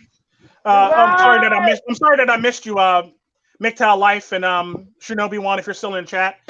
But typically that's how that works. You basically are getting a bait and switch, or you're getting their money no matter what. You're getting money out of this pot no matter how you cut it, for the most part. Because at the end of the day, that money's sitting in that pot, so everybody's getting money out of that pot based on the interest that they collected from your money. And the sad part about that is 9 times out of 10, you're probably never going to get that money back that you paid into it. So they're still collecting money on top of that, money that you're never going to get back. This is why they don't give you your money back 9 times out of 10, because it's actually helping them collect interest. Just like insurance, you're paying into an insurance bank with a bunch of unhealthy motherfuckers or a bunch of people that are accident prone, and that's why your insurance rates are so fucking high. Typically, because you're paying for every fucking body else on the road that gets into accidents on a regular basis. That's simply how that works. So at the end of the day, it's not just one person paying into this bank; it's multiple people that's paying into this bank, so they all get paid. And it goes into a bank, and they divvy up the money very little. The sad part about that, the judgment might say like $250 a pay, but 9 times out of 10, the woman's probably only getting like $215 a pay out of you, basically, and they're pocketing the rest of the fucking money after it's sat in the bank on top of that to boot, for the most part. By the way, has anybody bothered to go back and check? I recall a situation where I was working with a gentleman, and he went back and checked his stats and his totals within a 3 to 4 week period. He talked to different people and got different totals every time. Yeah, but the sad part about that is, the totals change for the fact that the money that you're putting in and the money that you're still taking out of your fucking paycheck goes in there. So it's going to change. Obviously, it's going to go up, down, left, right. No. He wasn't paying in. They just had different numbers and different totals. Their system was just messed up. Yeah, and the sad part about that is it's basically like that for that reason, because you pay into a big ass bank. It's going to be different no matter. It's basically be no different than, like, think of it like your account at the end of the month when you got to pay bills. Your check comes in, the money goes out, and all your bills are paid. It's going to be different from the time your check goes in to the time all your bills are paid.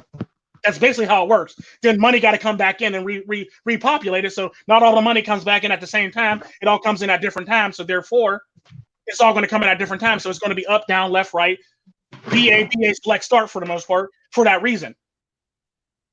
And that's pretty much how it works. It's going to be different based on what's going into your account and what's coming out of your account and what's going back into your account for that reason. And let there be, and a good example of that is like banks who charge you a surcharge for having an account with them, just for having the privilege of having an account with them. That's another charge that comes out of your account. Hell, if you don't have the money in there, you're going to get charged an overdraft fee for not having the money in there, even though it's their fee. You're going to get charged for that fee no matter what.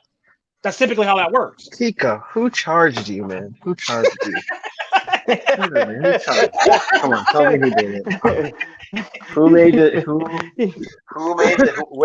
made it pending?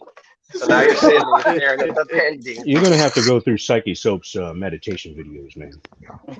Come on. Yeah, you. And that's simply how it works. The account's going to change. I'm just getting ready to be like, thank you. Because not everybody's going to go back into the system at the same rate. This channel has been temporarily removed. Right? Dude, be real. Yeah.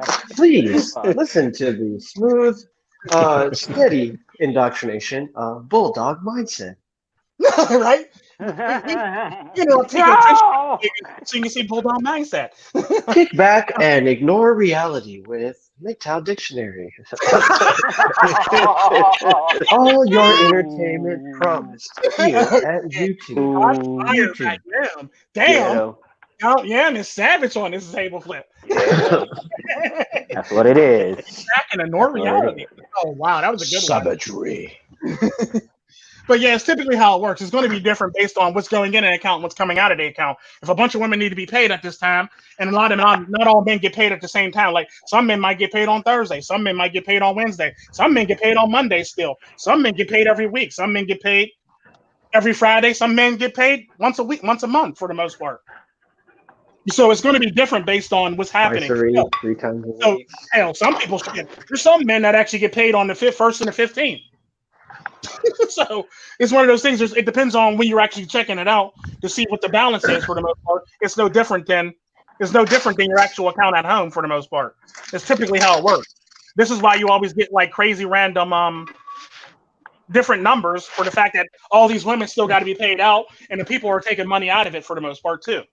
Actually, if I recall correctly, this guy. Another good example of that is fucking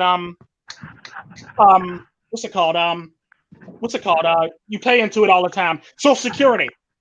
Now, the Social Security bank should technically be untouchable and be like, it should have money forever in it. It should never run out of money, technically, if everybody's working and paying into it for their own self. And all technicality, the reason why it's running out of money because your politicians keep taking money out of the fucking thing. This is why immigration is important to your country, because your politicians keep robbing you from your Social Security. So they bring in immigrants so they can pay into the system so they can replace the money that they keep on stealing from your asses that they shouldn't even put in their hands on in the first damn place. That's that bullshit. Yeah, basically, they do that on you all the fucking time. Well, yeah, holidays came on the 1st, 2nd, the 3rd of the month, made my check late, and I got the flashing on that silly bitch. Yeah, basically. My testicles. I got the flashing on that bitch. Shit, these bitches. I tell you. What about that? I've known men who actually been arrested. All because their job didn't pay them their paycheck, even though they own child support and it's supposed to be coming out of their check.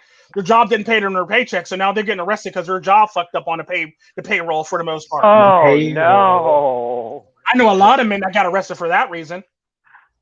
I mean, there should be a sitcom called the Payroll Office. It's payroll office, basically. But there's a lot of men that are on child support who got arrested because their job technically fucked up the payroll for the most part, and now this person can't get paid, despite the fact that it comes directly out of his check. Now he owes money that he doesn't have because his job didn't pay him, and now he's going to jail. All because his place of employment fucked up the money. That happens all the time. Men go to jail quite often for that reason.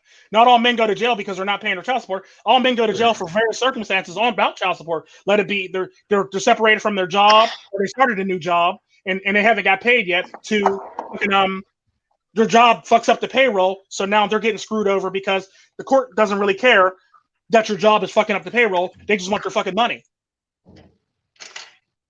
Hence why back child support is so important, because they actually charge you interest on back child support. That's how you owe so much fucking money for back child support. And when you do the actual math on child support and you actually calculate back child support, you realize that math doesn't add up unless you're adding shit onto it, like a late fee or interest or something along the lines of that. Your back child support technically doesn't add up. They actually tack on extra charge for that shit. Now they get more money off of you now on top of that. So, man, can I ask you a question? Yeah. How do they get the money in the first place? How do they get the money in your name to give to a third party? You basically have no choice but to pay into it. Like a good example of that is one way to do it, because I've known colleges to do this shit, because I know I got a college actually taking money from my student loans for Duquesne University. It's like I got 2 more months left on it. They'll basically say, we'll garnish your wages. Or they'll say, that's how they basically get money from one person to another person via a third party. In all technicality, once you think about it, it's a fourth person actually involved in this process, because it's not just you anymore. It's not just the courts anymore. And it's not just her anymore or whoever's actually involved anymore. Now your job's involved now. So now there's a fourth party involved in this shit now. So in all technicality, it's not just a third party. Now it's a third and the fourth party. If they're taking it out of your paycheck, your employer obviously knows that you got to pay this. So now they're actually automatically paying it for you. Because they want to comply with the law, and they basically like their taxes and they like their tax cuts, so they comply with the law, so they can actually keep all their shit. Keyword law. The government would pretty much be like, well, if you're not going to pay this, then good luck to that whole entire grant next year that you want or was looking for that you wrote off. Crony capitalism 101, basically. It's basically like the mafia, like he said. Cooking the books. Or the local government, for the most part. Somebody's always taking the money from you, no matter how you like it or not. You may not be paying it out, but you're paying it out of your paycheck via your employer and payroll. Payroll's paying it for you, basically.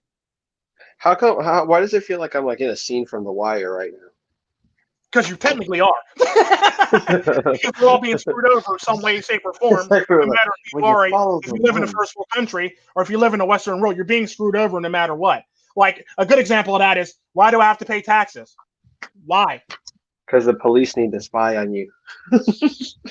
Like, in all technicality, if you can create these jobs and you don't really need taxes, I mean, if you can do this stuff and you have all this money, then why the hell do I need to pay taxes? Or why does my taxes have to be this high? And on top of that is, if you live in certain states, why do I got to pay a state tax, a local tax, and a federal tax? And Medicare and a municipality tax on top of that. On top of the taxes I'm already paying for my municipality. Like, now I'm actually paying for my school taxes out of my own pocket, and I got to pay my municipality on top of that. If you live in certain states, then I got to pay my local. Then also got to pay my fucking state and federal taxes on top of that, depending on where you live in the United States. It's like, it sucks. Why do I got to pay all these taxes? Like, think about that.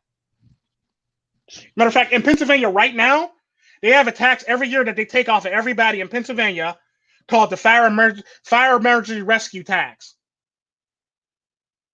It's a nice hit piece. They take about like $52 or more, depending on where you are or who you are, off of you every year. Now think about that. There's about I think a couple million. No, there's a couple 100,000. There's upwards of 600,000, 800,000 people who live in Pennsylvania alone. Imagine $52 being taken off you minimum every single for the 1 month every year. How much money is that actually accumulating? If you got over 700,000 to 800,000 people who live in your state that actually work.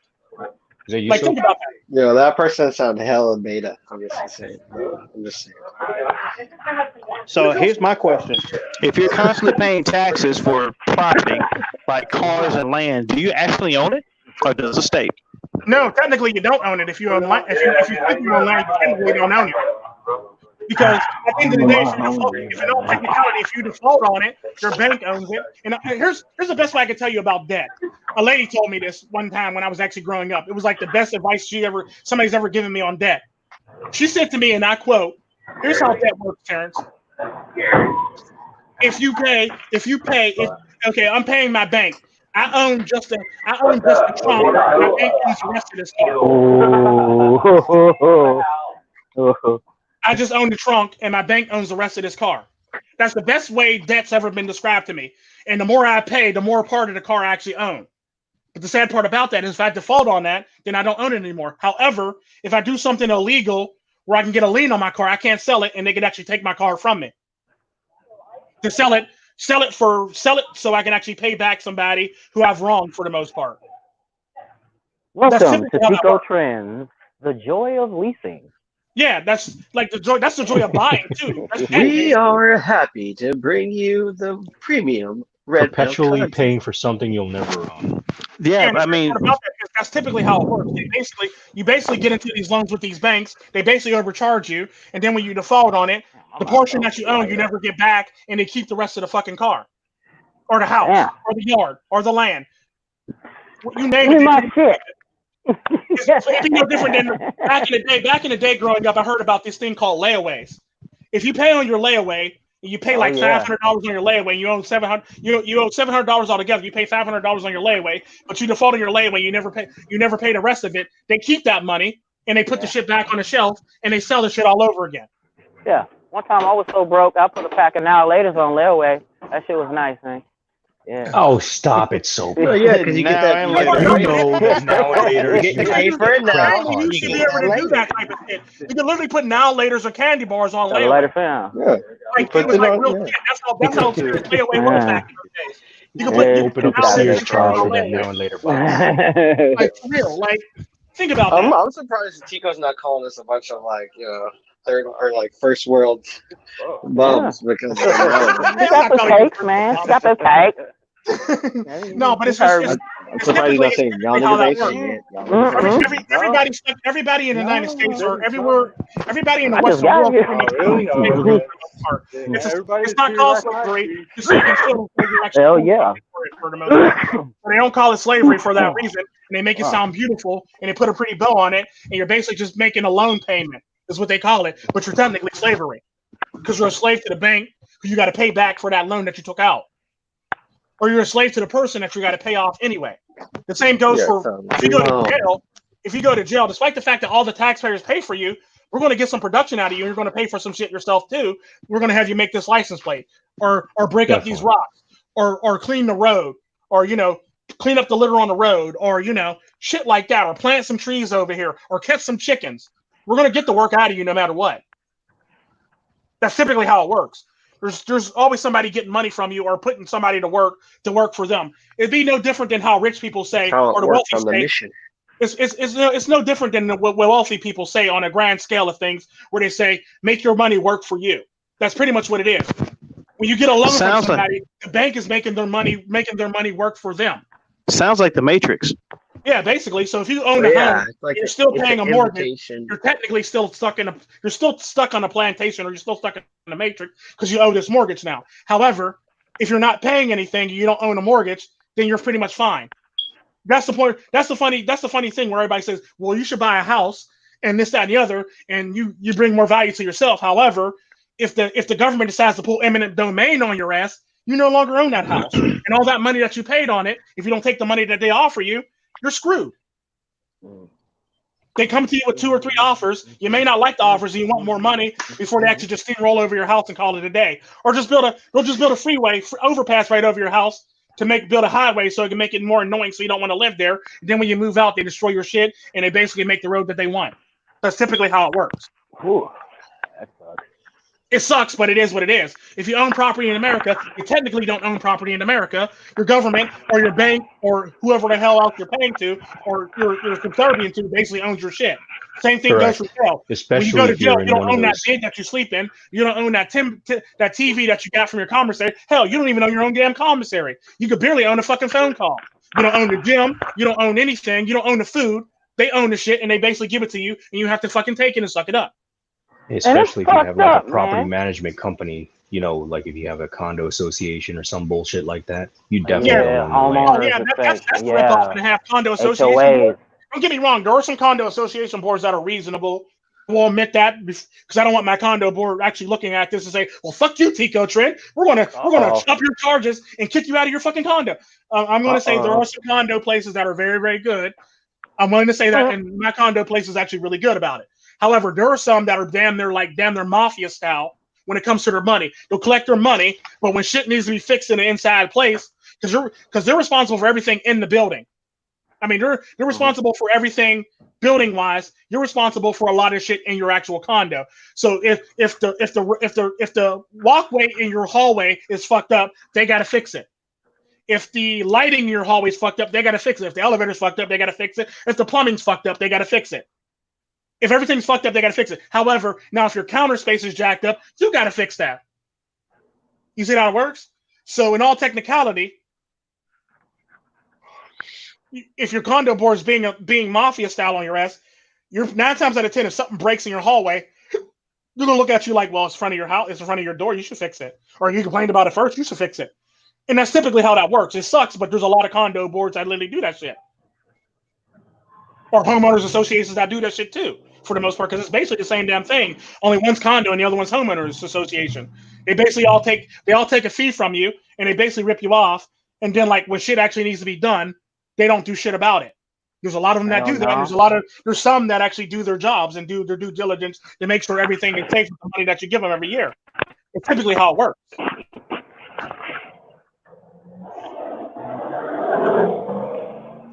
But if you don't pay them, it sucks being you, basically.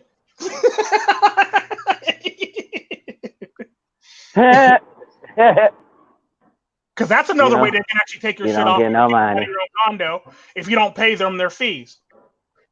You can actually be removed from your own condo for that. Or they can vote you out. They can really vote you out. Taxes.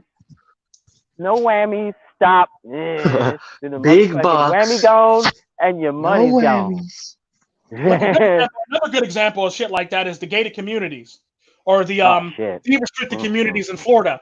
If you fuck up and not pay your homeowners association, your ass could be out of your house. Despite the fact that you own the house, even if you paid it off, your ass could be out of your house because everybody can vote you out of the damn town for that reason.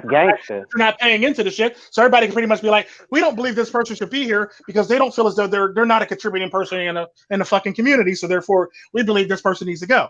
Therefore, you got voted out. Therefore, you don't own your house anymore. You own your house, but you really don't own your house. Now you can put people in that house to actually replace you that will pay those bills, but you're not allowed back in that house at all.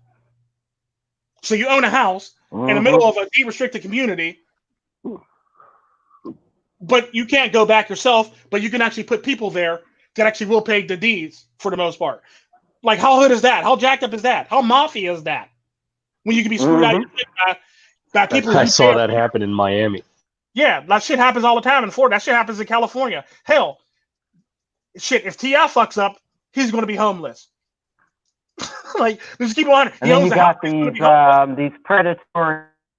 Then you got these predatory fucking venture capitalists, though. Oh yeah, definitely. That get on houses in Florida, especially in Florida. Oh yeah. Yeah, they gangster.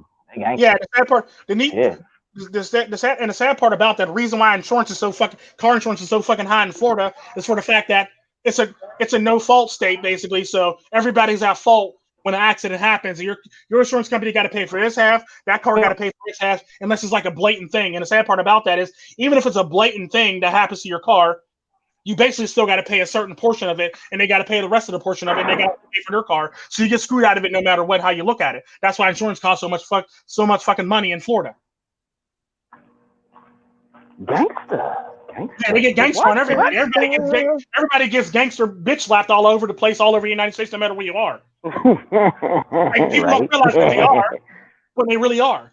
Like, car insurance shouldn't be that fucking high. I'm sorry, I don't care. It shouldn't be that high. I thought it was initiated to guarantee these guys a certain amount of income. You see what I'm saying? Because at one point in time, you didn't have to have insurance, and they flipped it to where everybody had to have insurance. Yeah. And they guaranteed it. And I think the question is, why does everybody have to have insurance? Why? I think they lobbied the politicians. There you go. To pass the law. Now, they gave the reason that, hey, we want to make sure people are covered. But the fact of the matter is, according to the supremacy clause, any law, city, state, county, statute, it doesn't matter. Can get overridden by the Fed. If it violates your protected and inalienable rights, it is null and void of law from day to passing. That is Marbury versus Madison. In other words, all states have rights, but state rights are always trumped by federal right. Right. Federal right. Right. So in other words, it's kind of like this one. They're starting to pick up a little bit. A good example of this is that one guy who got fired from his job for smoking weed in Colorado. It was either Seattle or Colorado. Despite the fact that weed is legal, he took a drug test and he failed a drug test and he got fired from his job. Now he went to the Supreme Court to try to fight it so he can get his job back or some money off. That's not okay. Weed, he's done. Yeah, the sad part about that is he lost that case because they ruled it'd be no different if you were working under the influence on your job, basically, of alcohol. It'd be no different. Yeah, and that's crazy because it's illegal federally. Now, hold on a second. And it becomes territory. I got something for you. There's a law called the ultimate user. It has been on the books for ages. Ooh. The ultimate user pretty much states if you are not peddling the deal, if you're not peddling or selling, and you're using it for your personal use, okay, it is on the books. You can get it, print it out, keep it on you, and they try to pull you over or cause some kind of havoc. It's a federal law that the ultimate user, well, if you're using it for your own personal. The problem with the ultimate user, that doesn't pay their not only works if you actually have money, or you got a family. That only works if you have money or if you have a very influential family. If your family's not influential, if you don't have money, that shit never really works out for you. So your last name got to be Scaife or Mellon or Carnegie or fucking Kennedy or people like that for the most part for that to actually work in your favor. Well, again, according to the Supremacy Clause and Marbury versus Madison, right? The thing is this: Marbury versus Madison has never been overturned. Okay, it doesn't matter what the rule, regulation, or law is. Yeah. If it violates, hold on a second. But the sad part about that happened the thing is that, like you said, it happened on a state level. If the government really wanted to put their foot down, they would put their foot down. Just like good example of that is, it might be legal to smoke weed in Colorado, Seattle, and all these other great states. However, if the actual federal government ever wanted to put its foot down, they would pretty much put their foot in their ass and be overturned for the most part. But because they're allowing it and they're all getting kickbacks, they're going to let it ride. That's typically how it works. There's always money involved in this shit. I understand what you're saying, but let me paint this in a different light. Okay? Properly approached. Everybody on the bench has taken an oath. Every prosecutor has taken an oath. The bottom line is this. Yeah, the problem is, though, everybody's taking an oath, but nobody ever follows the oath, or everybody looks the other way when it comes to the oath. When money's being put in that's the point. That's the point I'm getting to. There are also laws on the books, which, if I recall correctly, is 18 U.S.C. 1001, which holds them accountable. Yeah, but the problem is you got to prove it.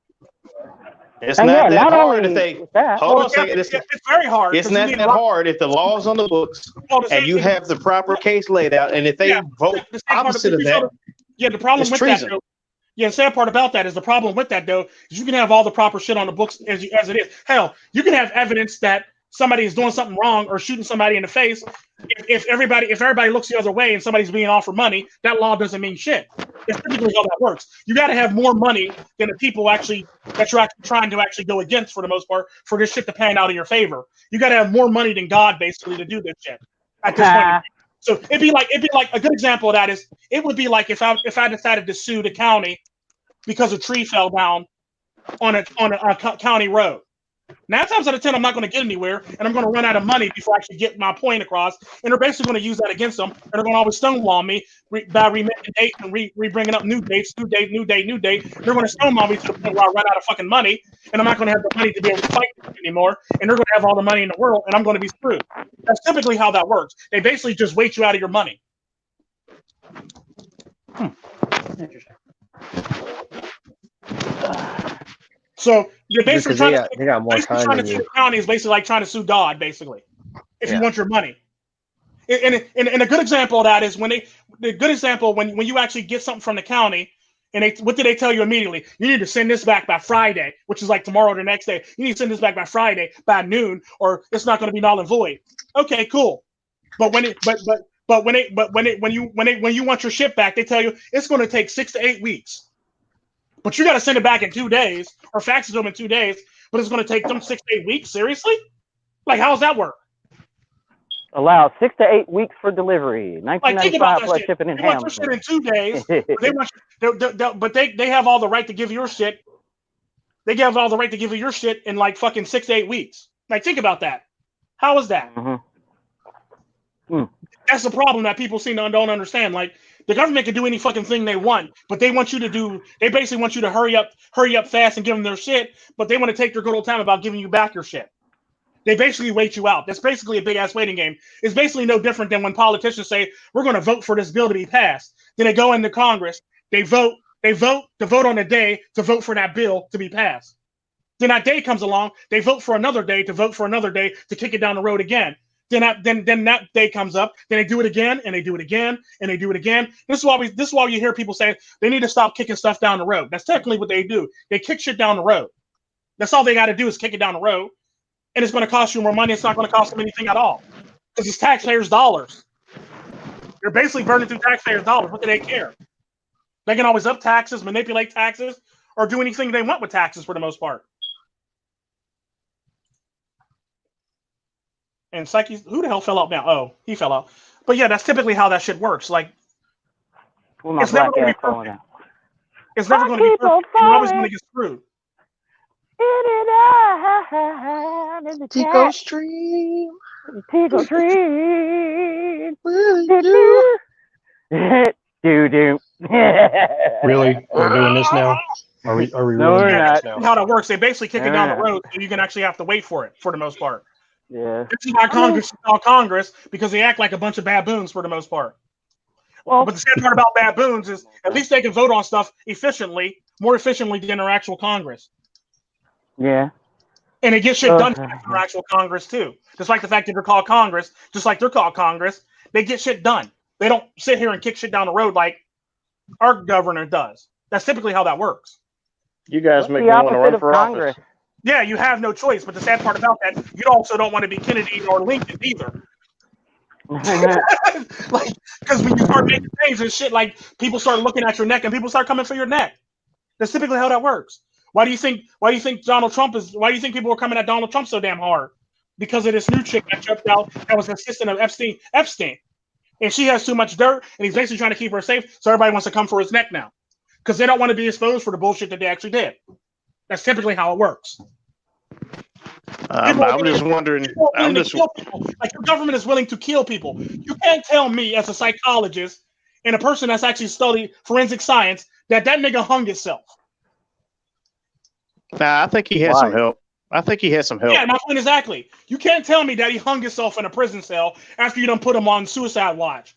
Really? Well, I'll be honest with you. When this actually took place. And be honest with you, I'm just waiting for the newscast that she's been taking care of. Yeah, that's what I'm basically waiting for too. Everybody's waiting for that. She ended up missing, or she somehow, some way, her plane crashed on transport, and she died in the plane crash. I'm just basically waiting for shit like that to happen because there's not very much you can do when you've already exposed that you have a person in public eye. Like the only best way you can do that is if you don't announce that you have this woman and you keep it under wraps, and that way we're not all looking for her to die later. That's typically how you're supposed to do it. Like I don't know. I mean, the way I'm seeing this situation. She's going to die.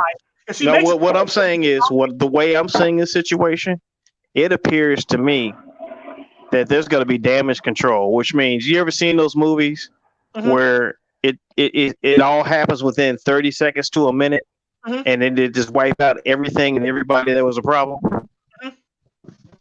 That's typically how it works. Your government is trained to go into damage control no matter what. That's their right.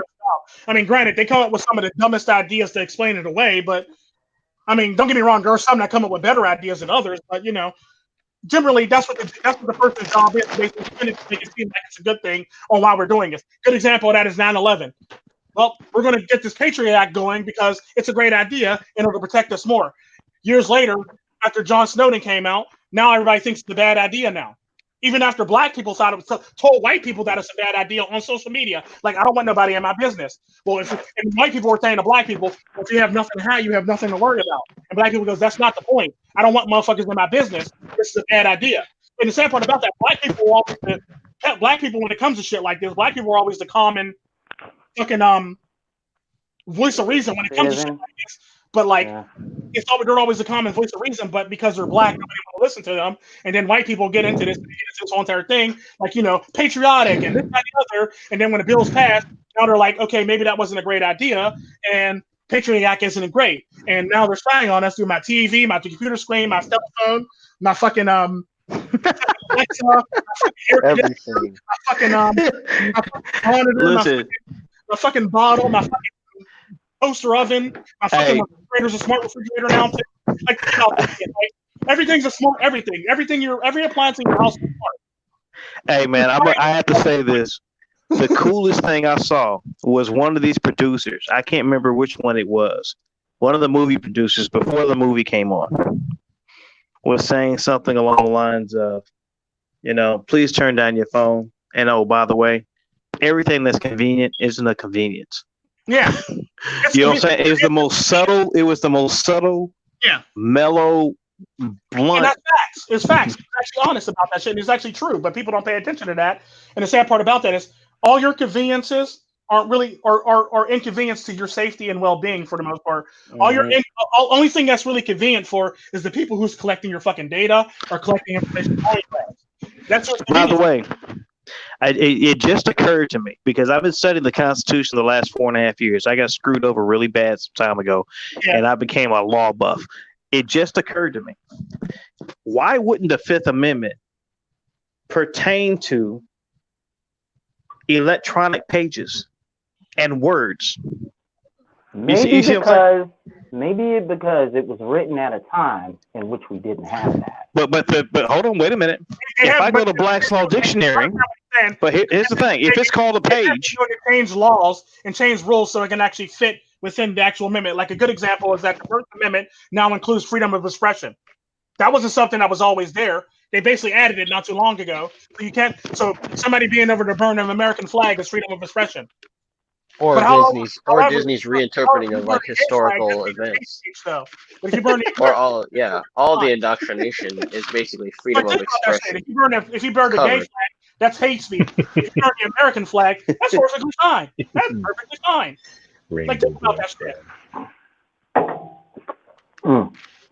So they can actually alter amendments. They can alter for the First Amendment anytime they want to, but they don't. They've actually altered all the amendments over many years for the most part, so they can fit modern day. However, the Fifth Amendment has never really been altered for that fact, because so they can actually use it against you for the most part. And the sad part about that bill that Trump just passed takes away the rights for all these electronic and all these other platforms like YouTube and all these people to basically do shit with just carte blanche, like pick and choose who they want on their platform, or pick and choose to do to people what they want to do for the most part. He actually repealed that law out of bill that was protecting him from being able to do this shit just recently. So now there's going to be a scramble if you see a lot of channels disappear, or a lot of channels that you wouldn't think ever disappear basically on the fact that they got to be equal and fun. They have an equal playing field, because everybody's got to play fair now. You can't just block out the fact that, Tico Trent's talking about he's a Trump supporter. You got this person over here talking about I'm a Hillary supporter and I want to kill like 90 babies and blow up a whole entire place. Like how's that legal? But it's illegal for me to say I'm a Trump supporter. But she just threatened to do some dastardly shit, but I'm in trouble and my channel gets banned for saying I'm a Trump supporter. Think about that shit. It's it blows my mind how shit like that, or like a thumbnail of mine is too risque, but you got a whole entire video with naked women running around, and that's perfectly fine. And see, what I find is a lot of these organizations, they have somebody that uses their personal judgment, and then they'll pass a judgment against you in violation of your inalienable rights, your protected rights, and God knows what else. And my thing is, shoot, if that's the case, then just hold them liable. F you, pay me. Yeah, basically. But the sad part about that is because they had so much protection under the new electronic bill that they had that was passed a while ago. They had so much protection. They could do shit with just carte blanche, and they weren't able to really be held accountable unless you get together a bunch of people and pull a class action lawsuit on them, basically. That was the only way when they were ever be held accountable. But ain't nobody trying to get together and pull a class action lawsuit. They're too busy about not having a job the next day, or too busy about what's going on with George Floyd, or too busy worried about the coronavirus. Nobody's all going to get together because they're distracted from this shit. And that's typically how they get your ass, by distracting your ass from all this shit for the most part. That's typically how it works. Is it just me, or has 3/4 of this conversation been about the sinking of this nation over the greed factor? Yeah, basically, it's all greed. At the end of the day, it's all greed. Because the sad part about that is, even though you can be a good person at heart. If you're put in a situation where you can get monetary gain, 9 times out of 10, depending on what the monetary gain's of, you're going to take that monetary gain if it doesn't really fit with morals that you really deem as necessary morals of your moral fabric for the most part. Like I always say, I have this quote that I always say. I might be sad or depressed, but I feel better if it's on Corinthian leather. You see what I'm saying? Mm-hmm. That's typically how this world works for the most part. It sucks and all, but I feel better crying on Corinthian leather versus not crying on anything at all. Versus crying on nothing at all. And that's typically how people think for the most part. They're always, because the sad part about that, no matter how much you say that you're a fair person, everybody has their moment in which they're willing to actually accept a bribe at some point. Some more than others, some less than others, depending on their situation. Some, if you just screw them over a little bit and they run out of money, they're more likely to be like, you know what, I'll fucking take this deal right here. Give me that money. It'd be like a war. Got their price, man. You take away their shit, and it's a war of attrition. Then people are willing to do anything you want. It's kind of like the black people who were thrown into the devil's punch bowl, and like they had these less than working conditions. They're pretty much working and living by dead people and dead bodies, and they were thrown shovels to tell them to dig a grave for your own people for the most part. And that's typically how that works. So now when that happens, you had literally black people begging to go back to slavery. How bad does your situation have to be to beg to go back to slavery? Like, think about that shit. And I'll be honest with you, man, I have personally watched situations like that unfold where you have somebody that's in a position of power or access, and they'll use that influence to leverage against a what I would call a simple person minding their business and living their life to exert a outcome from them. And basically what that is today now is known as cancel culture. What's it called? Cancel culture nowadays. Really? Or like if you say something online or on social media that somebody doesn't like, they'll basically tweet a bunch of people. Find out where you work and you live, and they'll tweet either your place of business or your place of where you live, and your ass out now because you got fired because of some shit that you said that somebody doesn't agree with. So now you've been canceled. It's called cancel culture now. That's typically what it is now, and that's what it's called nowadays.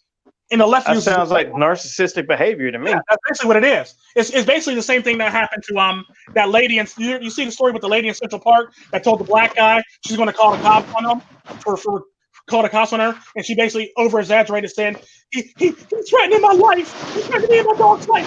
She overreacted. The sad part about that thing went so fucking viral. She lost her fucking job. She lost her fucking dog, and she lost her place of where she could lay her head down, all in one day. Congratulations. That's what she gets. Yeah, that's what she gets. But the sad part about that's actually not just happening to people like that. That can happen to somebody like me, all because somebody doesn't like what I say. Oh, so that happened to me. My shit. Yeah, that happened to me. That narcissistic person from my past talking trash. And the sad part about it, if they push hard enough, and if they push hard enough and they get enough people behind them, now you done lost money. The same thing went for that one dude. Matter of fact, there's a famous YouTuber who actually lost a sponsor all because some Twitch bot was upset because he was talking about her fucking her simp that went homeless from giving her money for Twitch. He lost a sponsor for that shit, so he lost a shit ton of money all because some bitch was butthurt, basically. That's typically how that works. So it's cancel culture all around, no matter what you are, who you are, and where you are. Hell, if you're a simple man working at a fucking factory and you happen to make a YouTube content talk about your MiGTOW, lady in Arch, that's when the event sees you and hears your voice and recognizes your voice. She kicks it over to somebody. Now your ass is fired now. What the hell just happened there? This is why a lot of MiGTOW people don't show their fucking faces, because people have been fired from their job for having an opposing view. It's all cancel culture at the end of the day. Yeah, I am one of them. Trying to, maintain in this shit. Yeah. Cancel culture can happen to public figures. Sad part about there's more people in the manosphere who don't show their faces than men who actually do show their faces. True. And people think like everybody in the manosphere show their face. No, not everybody in the manosphere shows their face. Majority, about a good 70 to 80% of people don't show their face in the manosphere. So the people whose face you actually see is anywhere between a small 30 to 20 minority who actually shows their face. So all the people who show their face are a small minority of people in the manosphere for the most part. No, I've shown my face, and I've got pictures of my face from my live stream, so you can know what the hell I look like. It's typically what it is, but not everybody's willing to do that because they'll lose their livelihood. Or they'll lose their shirt off their back. They'll lose their way of life for that reason, and that's typically how it works. Like people are willing to cancel people for opinions that are different than theirs. That's the world that we live in, and it's ran by leftists. However, they can actually say all the shit that they want to say. Like that one chick on that one cable news channel that said that how many men do we have to kill for men to stop raping us? Like, no, quit dealing with men or quit trying to sue the chick to get yourself in a mess you're in to get raped.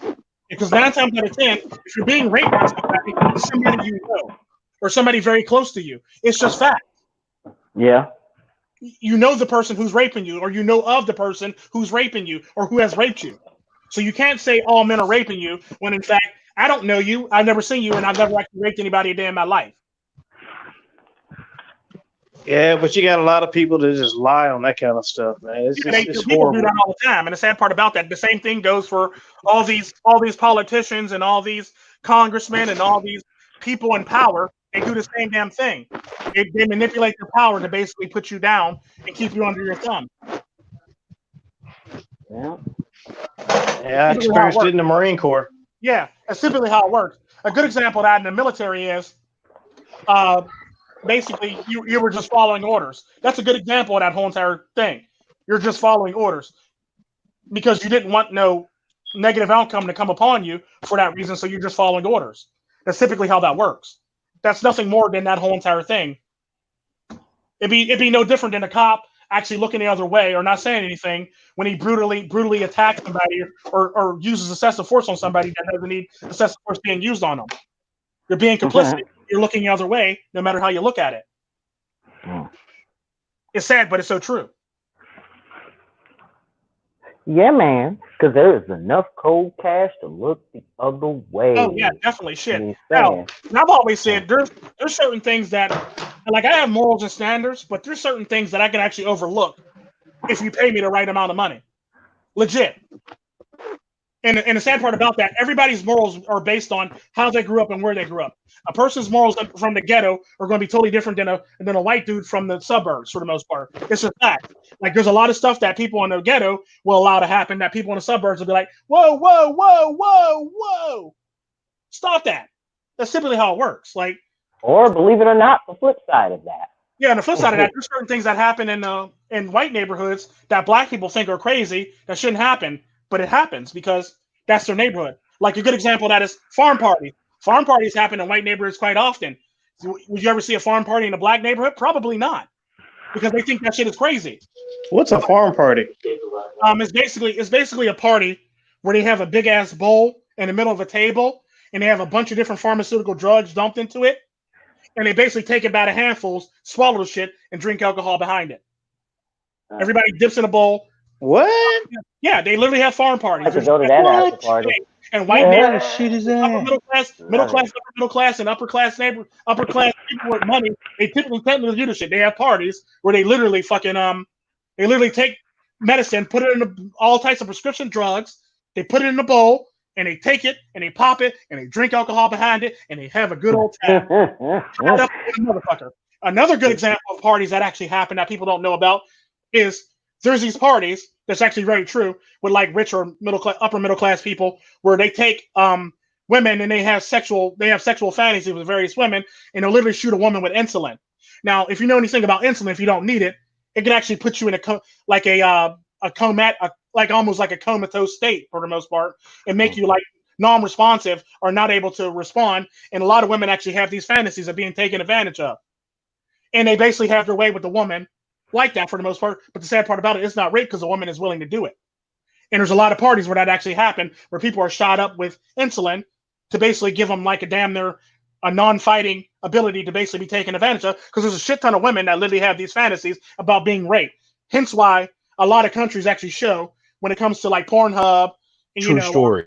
Pornhub statistics that women are actually watching rape or incest porn or animal porn or gay porn or shit like that for the most part. Women watch this shit. Women watch these abuse porn. Women watch this shit where like ghetto gaggers. A lot more women watch ghetto gaggers than men watch ghetto gaggers.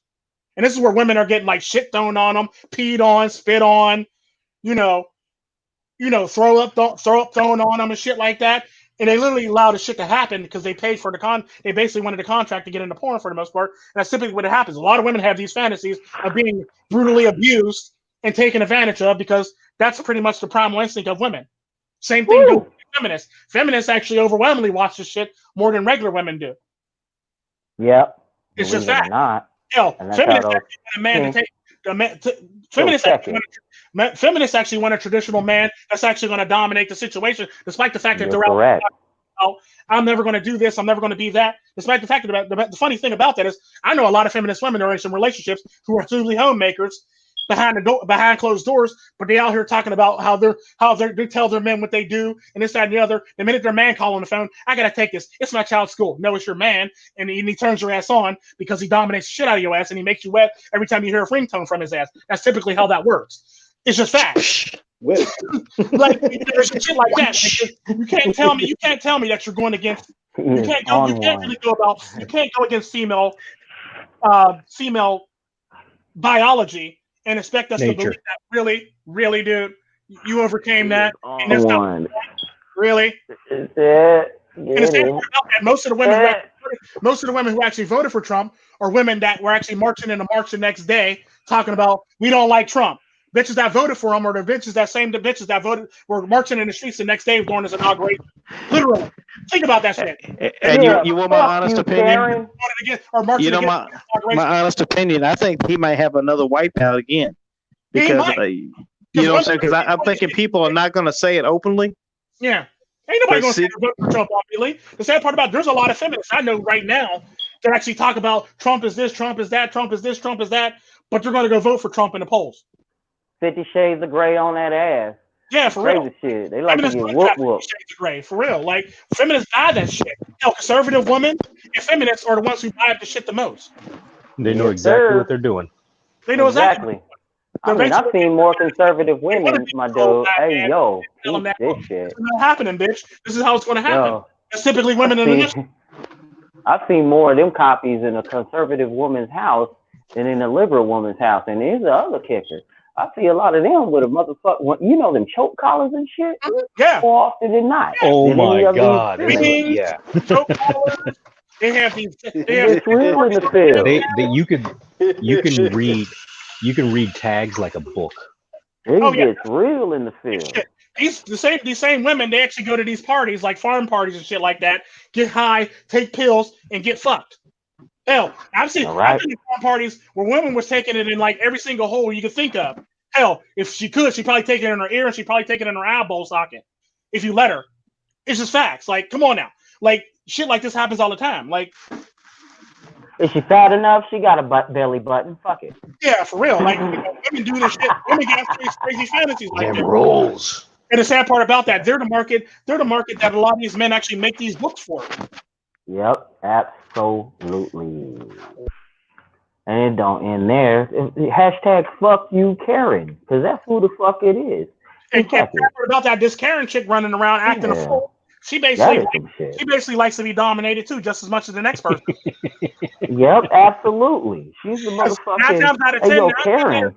That is the best way to deal with a Karen is just put that bitch in her place. Yeah, the sad part about that is 9 times out of 10, the reason why she's probably out acting a fool like a dumbass is probably because her husband ain't doing his job at home. Been sheltered all her damn life, and her husband kept on fostering the bullshit. But let me tell you something else. Because you know what I'm saying? There's a YouTube video with an Asian Karen following this black man around, saying that he stole something or he does something illegal. Yeah, Karen Yamaguchi. That bitch.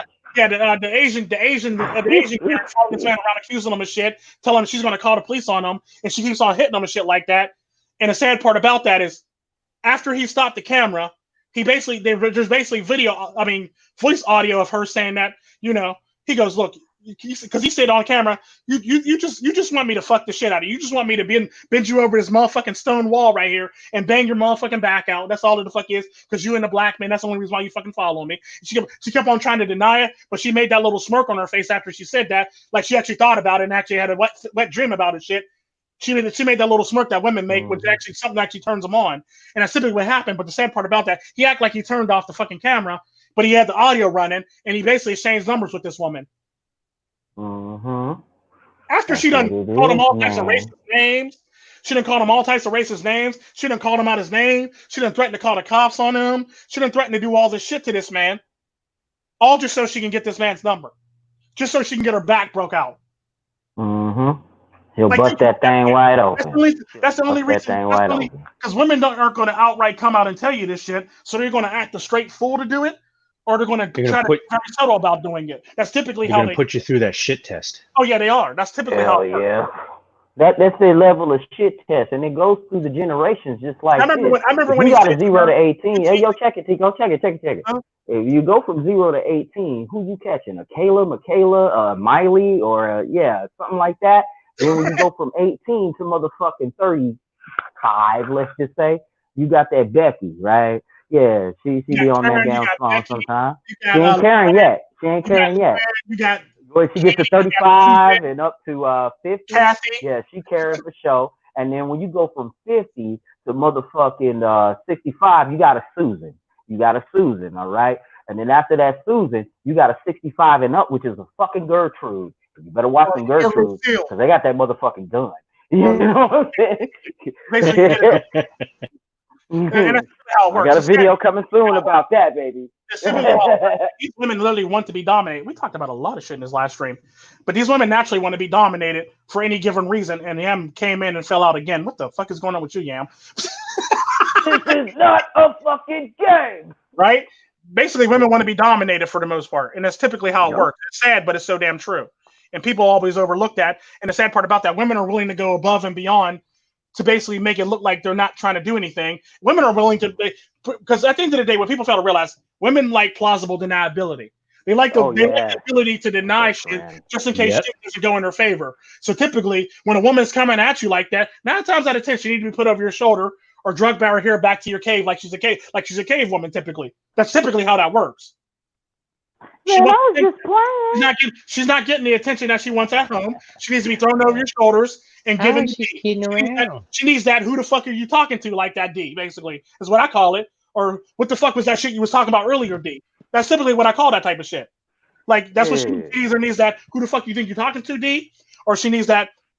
What was all that bullshit you was talking? What was all that bullshit you was talking earlier, D? Mm-hmm.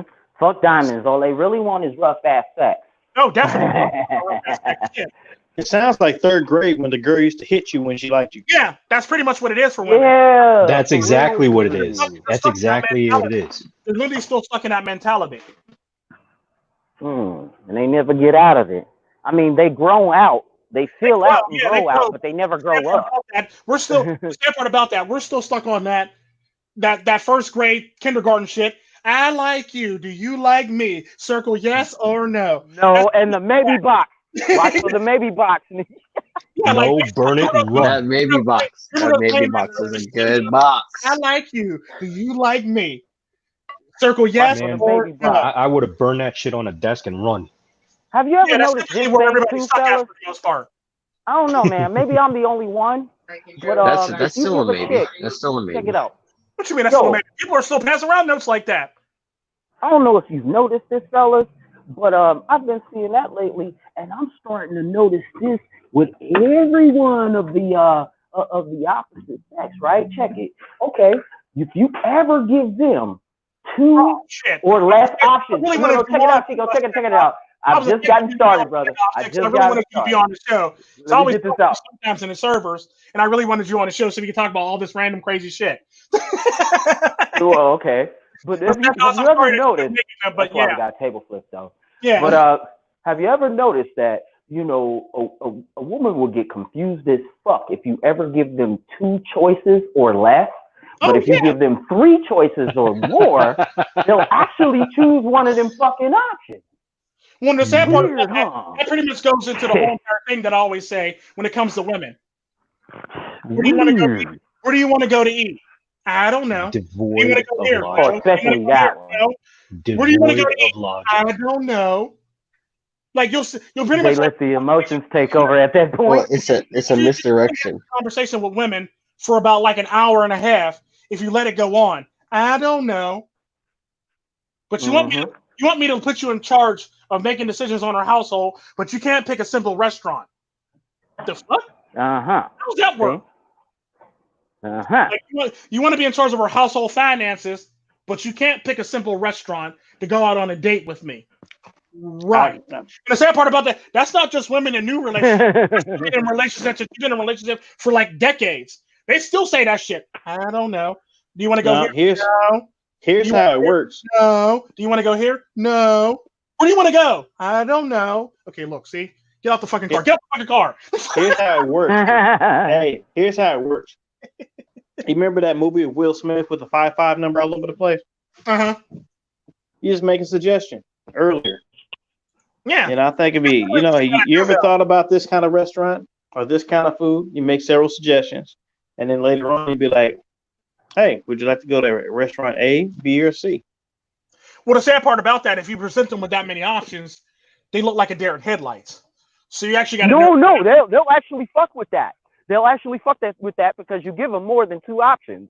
Because they think, it's been dictated to them. The sad part about that is that doesn't always pan out in the way you like it to pan out, because you're right. Sometimes end up in a situation of, I don't know, and you'll be sitting there for 30 minutes and your reservation doesn't expire, and now you can't get it. Busy as hell. You want to take this woman out and bend her over the counter and say, I'm gonna need you to stop playing around sex, basically.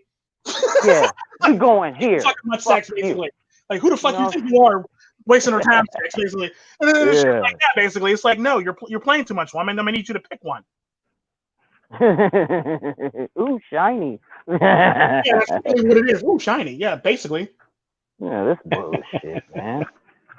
Shit. Again, fuck diamonds. All they really want is what rough ass sex. That's it, man.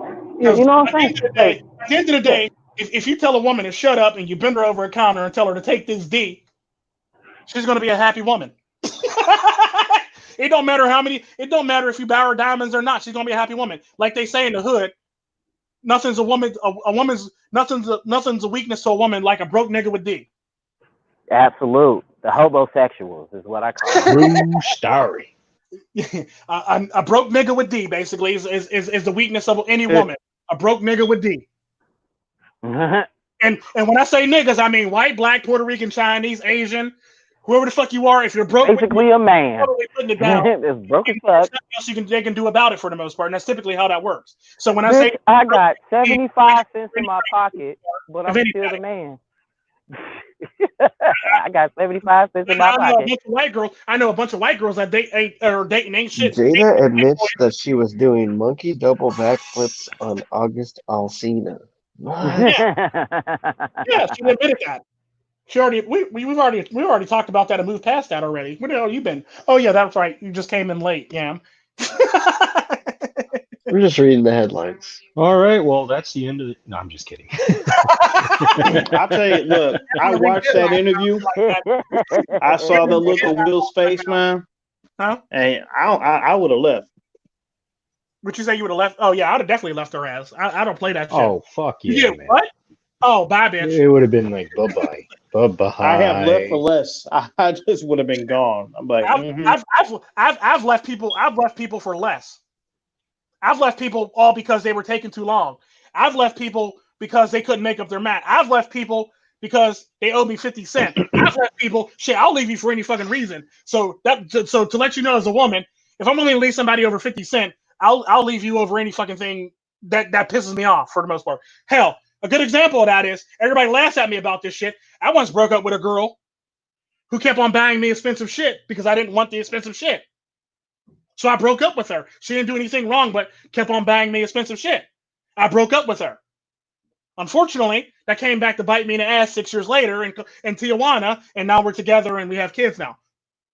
It's like, that's typically how that works. Like, she planted that seed. Yeah, she literally planted that seed in Tijuana. She kidnapped me in Tijuana.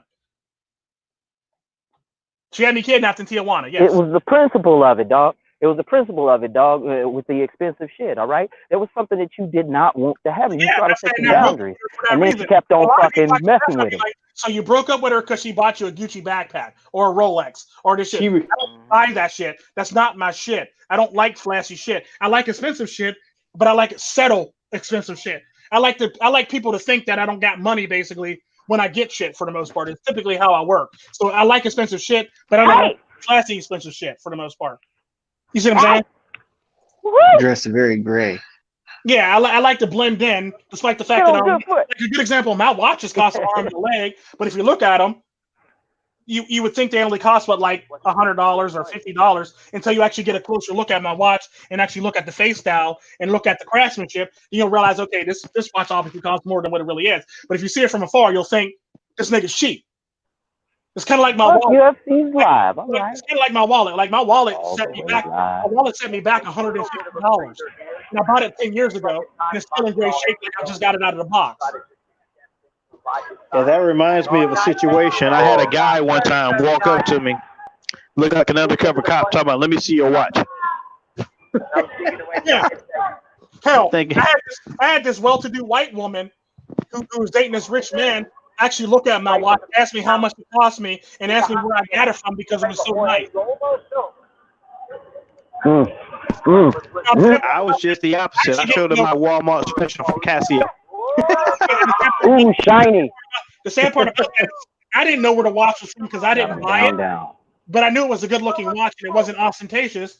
So I knew who actually bought it. So I asked this person who got it for me where they got it from because I had no clue where it was from. But she really liked my watch and she wanted to get one for her husband. But in fact, I had a banker ask me about my watch the other day, and he was wondering where I got it from. And I said, I gotta call this woman so I can figure out where she got it from. It's just shit like that. So it's like one of them things where it's like, what the hell? Who's watching something right now? UFC 252, I think it is. Oh, good Lord. That's 251? Oh, that's Psychesoap. Psychesoap, obviously, yeah. But it's just shit like that, basically. And it's like, yeah, because Spec Ops heard somebody's background noise, basically. Yeah, and it's all, and like you said, it's basically shaming tactics when they do that to you for the most part. But the sad part about that is, at the end of the day, like I said, these women won't want shit from you if you got D, if you put enough D in them to last them a couple days. Hell, these bitches will basically get wet every time they mention your name. Somebody mentions your name. So how such and such? Bitch already wet. She got to go change her drawers now.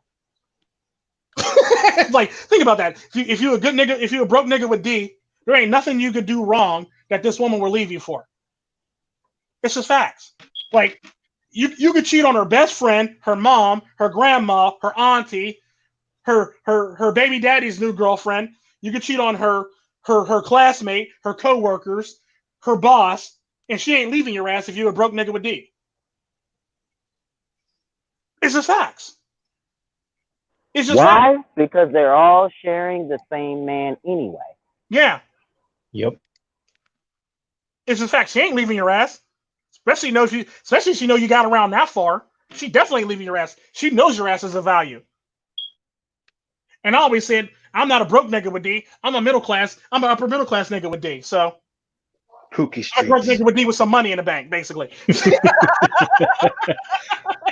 But I'm not willing to share it with you unless we're actually in a serious relationship. Nor am I going to share with you ever, for the most part, if I don't deem you necessary to share it with. That's typically how it works. Y'all can make it rain at the bar. I'm going to make it rain at my bank.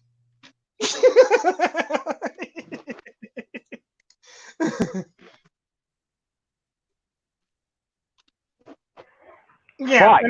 and they have changed.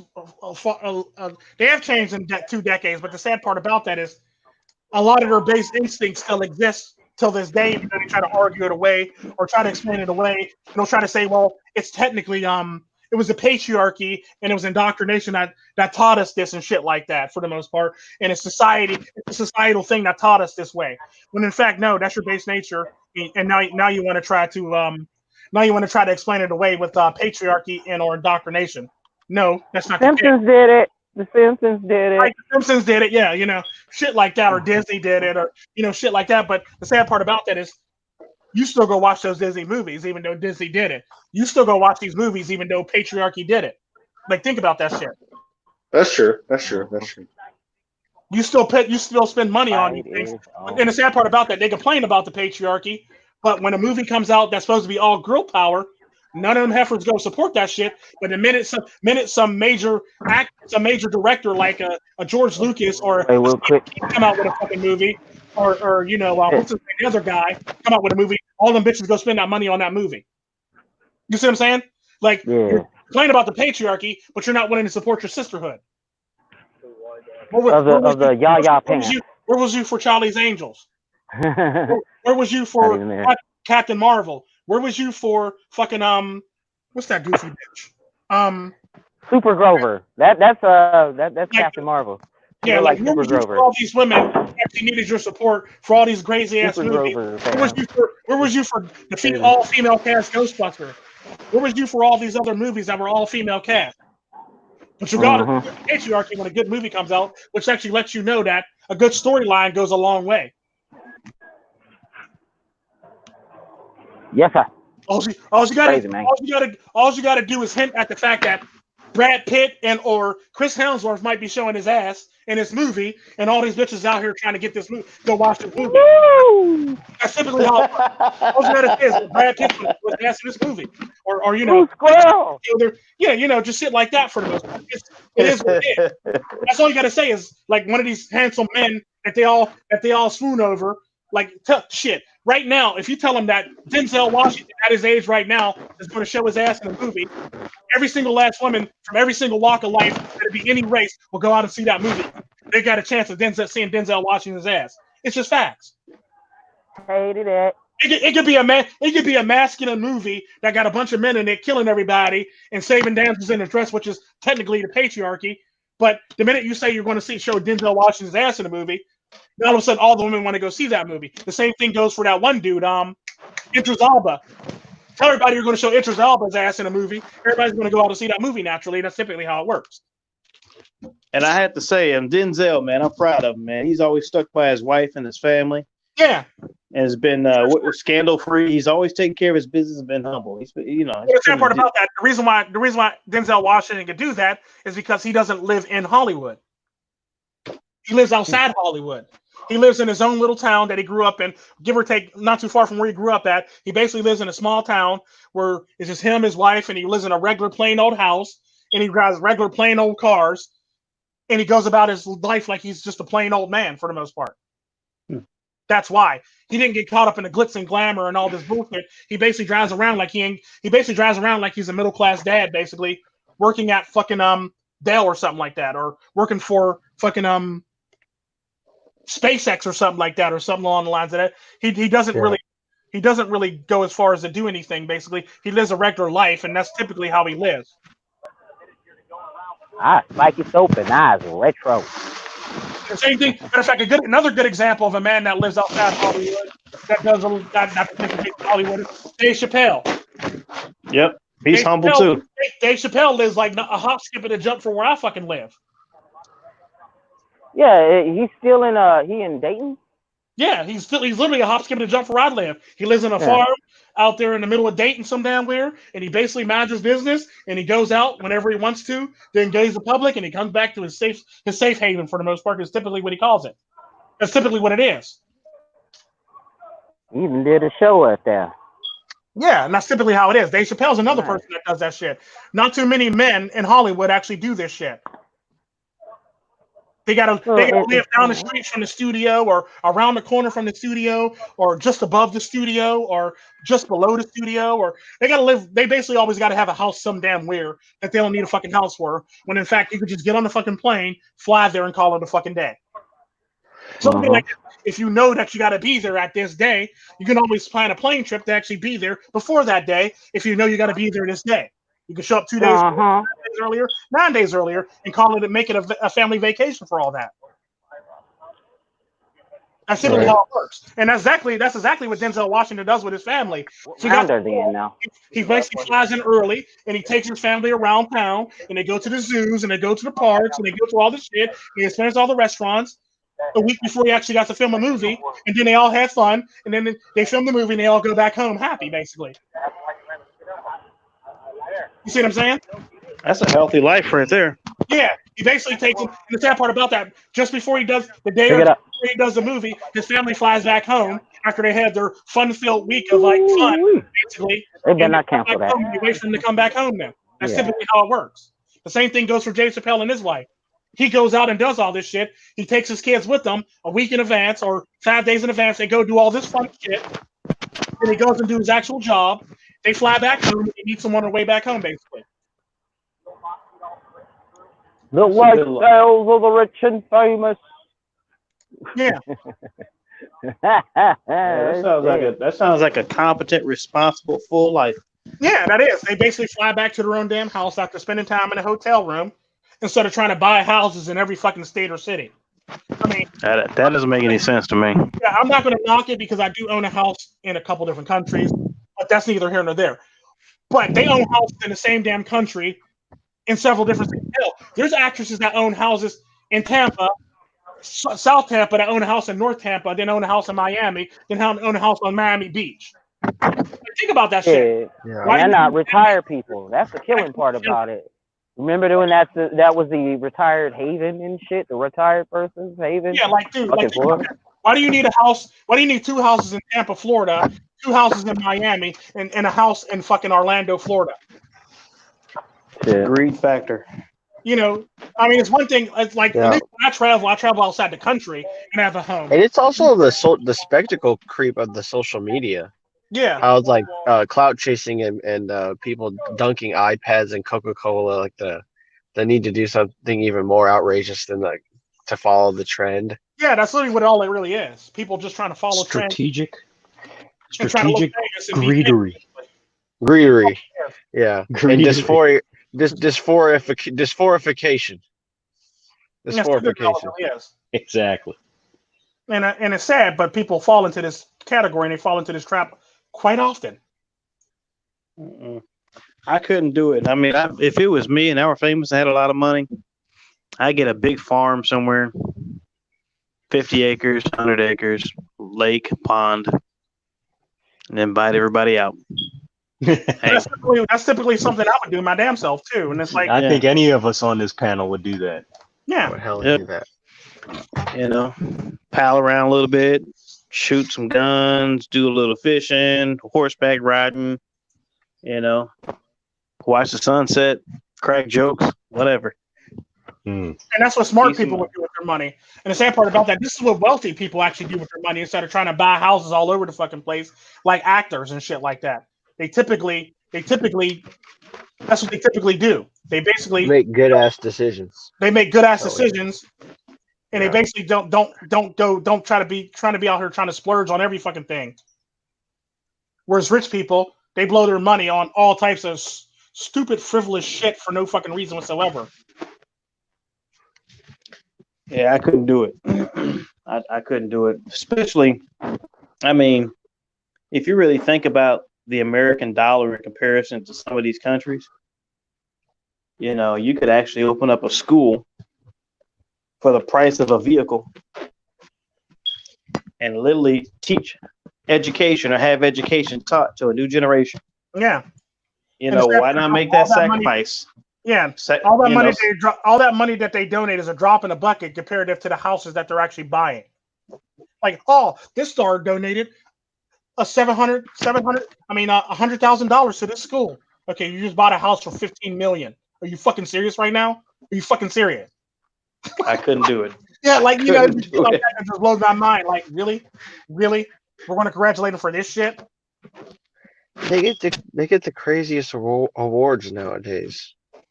And there's nothing like very inspiring to focus on because I always feel myself getting too deep. It's kind of like sitting in front of in the very front seat of the movie theater. It's like you see like a blown up version of it, but it's not the best place to see the full pic, like the bigger picture. I mean, heck, you guys make me want to go do something big just so I can help other folks.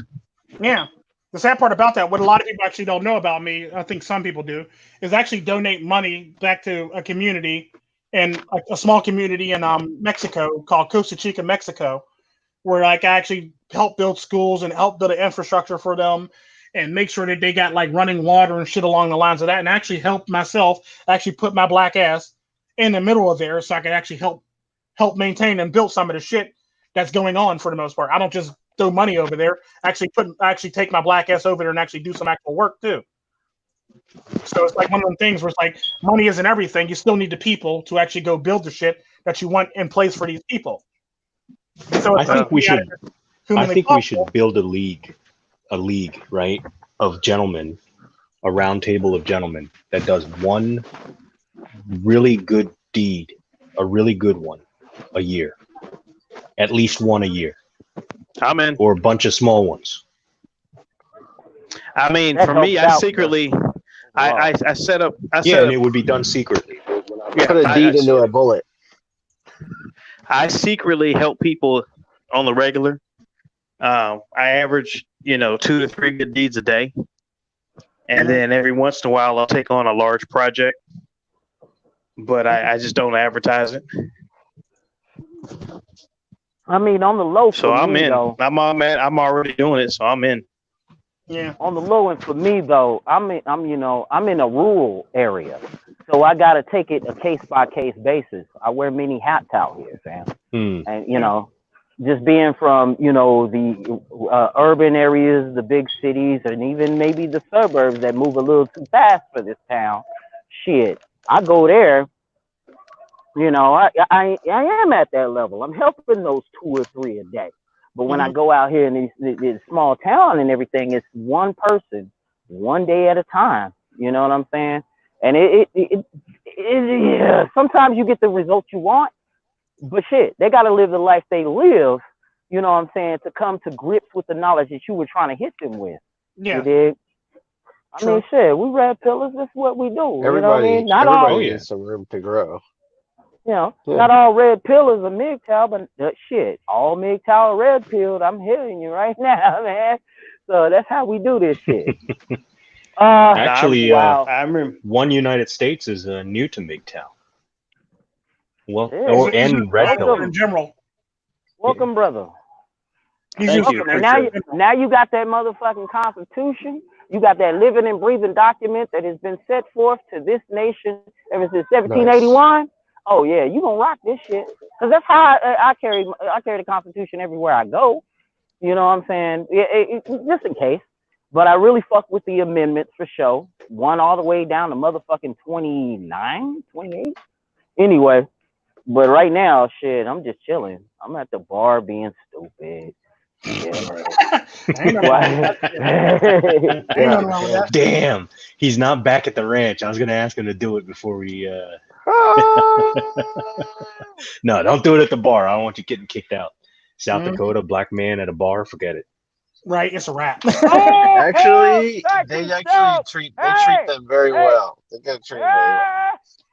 No, actually, it's like the ale house. For some reason, every time I walk into the ale house, someone always trying to get in my face and be like, bro, no, bro, it's not like that, bro. I was like, get the fuck out of my face. What are you do? What? Right? Who are you? And then another thing that happens is so one of my friends, he's like a wrestler. So he's trying to teach while we're walking down this from pub hopping or something. He tries to teach me a wrestling move or something. He's like, this is how you maintain space from your opponent, because we had some weird looks. We were at the previous one, so he's like, here, I gotta teach you how to defend yourself. And then somebody sees him trying to teach me the move, and they're like, oh, they're fighting. like somebody tries to intervene, and we're like, no, he's just trying to teach me. It's not a big deal.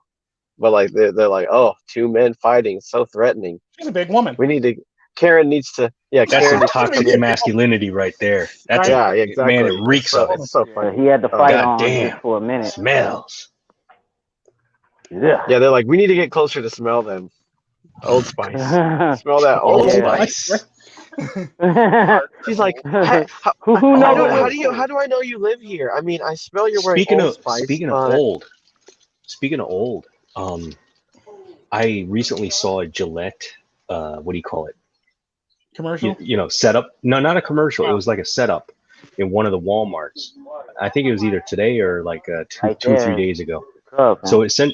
I was passing by, right, and I'm thinking to myself, should I shave the quarantine beard or should I leave it?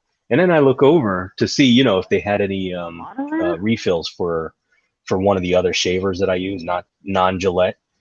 But then I ran across, the Gillette aisle, and I see all these Gillette, and it's fully stocked, and they're all on clearance. So obviously men are getting the message, not buying that shit. So I just want to, I just want to mention that to you guys out there that are, still on this. Yeah, like all the pharma pieces that I've actually walked through. Gillette's still on the shelf, but everything else is missing. Hell, even the 89-cent Bic bags are missing.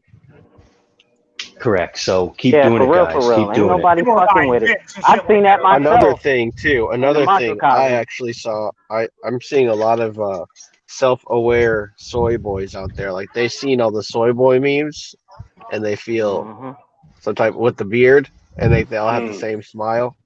Yeah, they're feeling some type of way right now. It's very tight for them in terms of the game. Yeah, there's a lot of those dudes. Yeah. The game don't wait, baby. Especially the dudes that wear skinny boy jeans that claim they're straight. You guys seen that motherfucking one joint? Why do you have to mention that, girl Tico? Just coming up. What? I'm being honest, shit. Especially the dudes that wear skinny boy jeans. Dude, get this. And they're like overweight, so they wear the skinny boy jeans, and it's like, oh gosh. Like, how you stack skinny boy jeans? I ordered a pair of hiking pants. That's like a fat chick wearing leggings. Legit, I ordered a pair of hiking pants recently, and they're not cheap, right? They're some really good hiking pants because I got some hiking coming up soon, and so when they arrived today, I put them on, and they're like a little tight in the groin and in the thigh area. And so I'm thinking to myself, either I'm getting fat or these are skinny jeans. So I asked Mango Chunks. Man, what's up? No. I asked Mango Chunks. She's like, that's how they design them nowadays. Yeah, that's how they design them. I roll my own cigarette. Do you want a cigarette? Oh, no, I'm fine. Yeah, that's exactly what South Dakota's like. Everybody's just chilling by the bar, smoking cigarettes. They're all social distancing. Are they all social distancing? Like that? That's what I love about it. They ain't got no social distancing in South Dakota. They can't even spell social distancing in California. No, it looked like a bunch of people in a parking lot, or like. Yeah, they can't spell social distancing in South Dakota. They don't do it. They claim they got it going on, but they don't follow that shit in South Dakota. Well, none of the people that work in the restaurants, and they're already too far apart. No, they were actually close together. Yeah. No, but I'm saying, living in South Dakota, everything is everything's so far apart. It's not like it really matters anyway. Like, nigga, lift that mouse. I totally want to drive to his house and do that one day. Yell at the corn. Sugar. You beautiful corn. That's what it's like. Grow. Like lots of kernels. The most ignorant thing you could do is just move a bunch of Latin people to the Midwest, and they'd be yelling all the time because there's like so much open space. Like when you see, now you're trying to dunk on Latin people with a Latin person in the damn chat. Okay, see, I see how this is gonna go. No, like there was a place I lived. There's a place we used Spec Ops. Don't do it, Spec Ops. It's called P-Rap. Stand down, Spec Ops. I'm talking about me. You got Latin person in this damn chat. And now you want to dunk on Latin people now. Okay, I got jokes for you.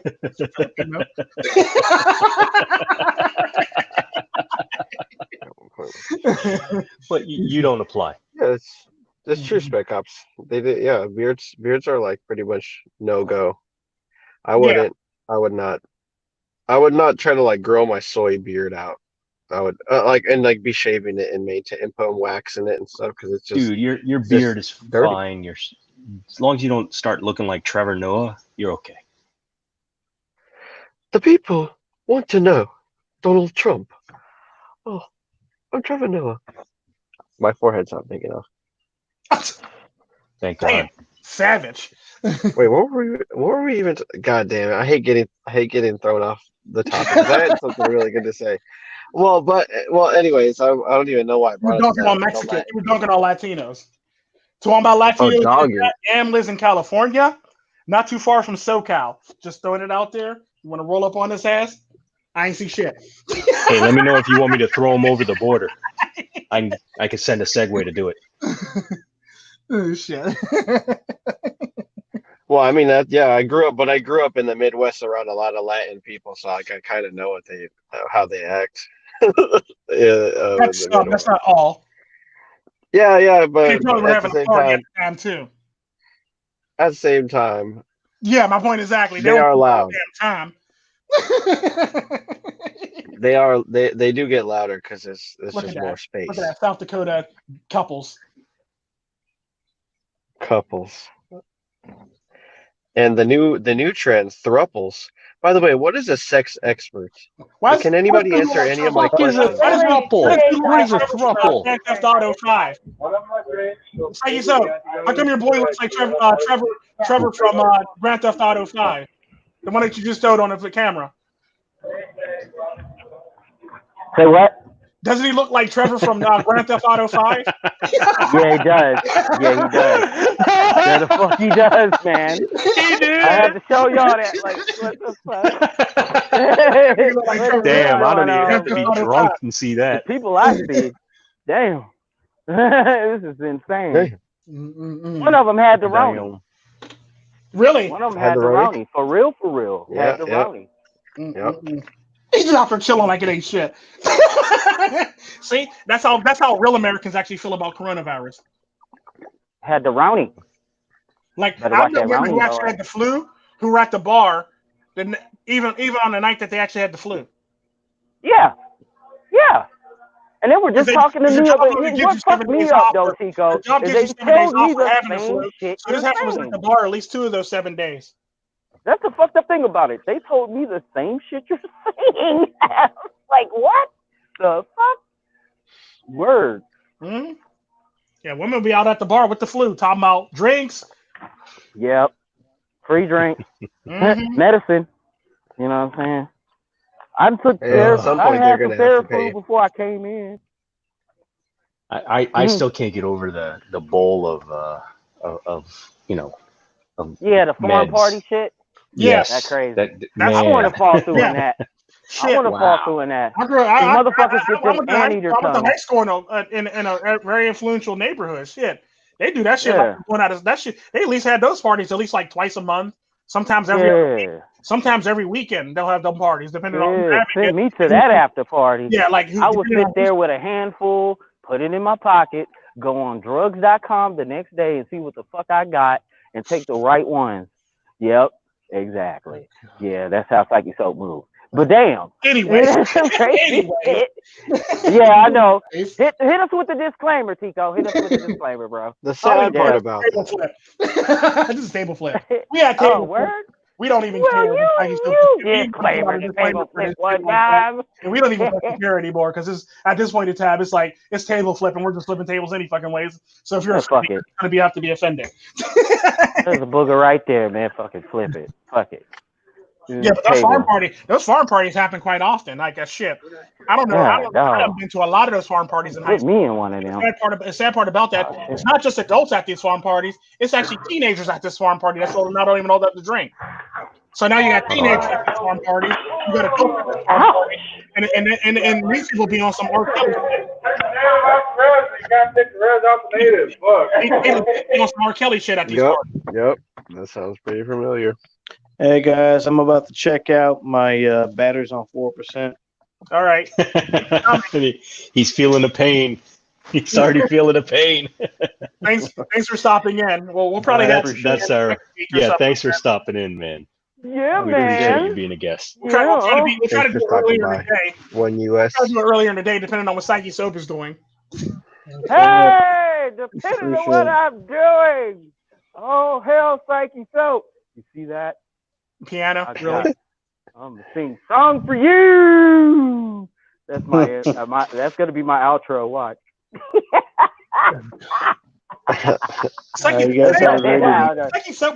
Psychesoap was arrested for playing a piano that did not belong to him. We'll hear more about that at 11. Right? Today in South Dakota news, we have Psychesoap on the scene at a bar. During the COVID-19 crisis, we have social distancing that is not happening. Psychesoap from the field, report back to us. How is the crowd? I really need a brain shower. What is the crowd going to do? Tell us what is going on, Psychesoap. Don't sit so close to me. Don't sit so close. Nigga right here. This nigga. Wow. Play it again, Soap. Play it again. We are having technical difficulties as our correspondent in the field, Psychesoap, has gone off his noodle. Right? Don't sit so close to me. Yes, Thank he has you. lost it. Thank you, ladies and gentlemen. I am Psychesoap. Oh, hell, Psychesoap.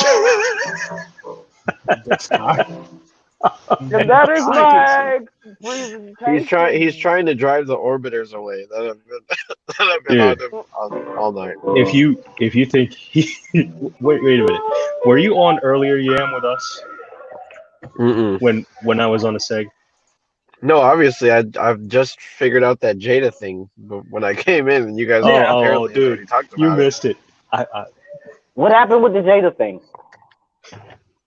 Oh my God! Really, Psychesoap, you've been here for a time and you hear about the Jada thing. And we're back around the third hour. Have you been under a rock? What happened with Jada and Will Smith? Today I'm joined by my co-host, Double I, Psychesoap, and Tico Tren. So someone fill in Mr. Drunk Psychesoap here about the Jada situation, please, somebody. I had this conversation. Ronnie! Social media expert and frequent bannee of dating sites, Tico Tren has the latest scoop. I sent you a link, everyone. I sent you a link to your Discord show. Apparently, Psychesoap. Apparently, Psychesoap. Jada was doing monkey double backflips on August Alsina, the singer. You know. Think piano player. Actually friends with their children.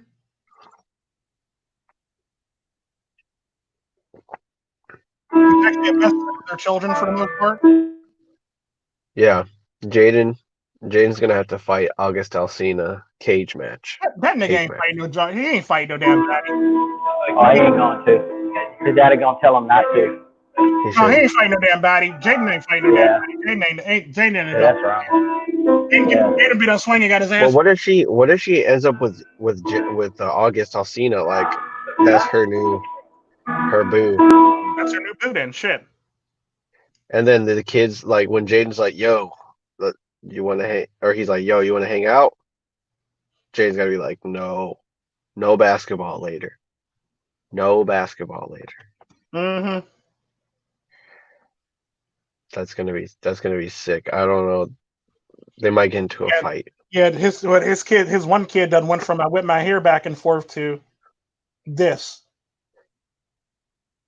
One kid went from just the two of us to this. To this. Well, wait a minute. Wasn't somebody like making lewd comments about his daughter or something too? Yeah, she went from I whip my hair back and forth to this. I don't know why they're making comments about his daughter. I don't feel like being I'm going to keep that comment to myself. Dude said Piers Morgan. What the fuck? Piers Morgan, I'm so absolutely dreadful. I can't believe that you would say something well, no, because you actually like were this showing on Piers national Morgan on TV. And he was asking who's that creature next to Piers Morgan on your screen. So you had Piers Morgan on your screen. Was that you, Yam? Yeah, I think it was me, man. Yeah, you had Piers Morgan on your screen. So he's asking who's that No. creature. No. It was me. It was me. Simp. I was scrolling through my YouTube suggestions, and I saw that, and I had to stop because I tripped over the fat. I mean, I tripped over the time stamp. The time stamp of the video. I tripped over it, and I was unable to get past the title as I go backwards, and noticed that it was a slant in the center. Yeah, it was you. Yeah. Wait, I had Piers Morgan.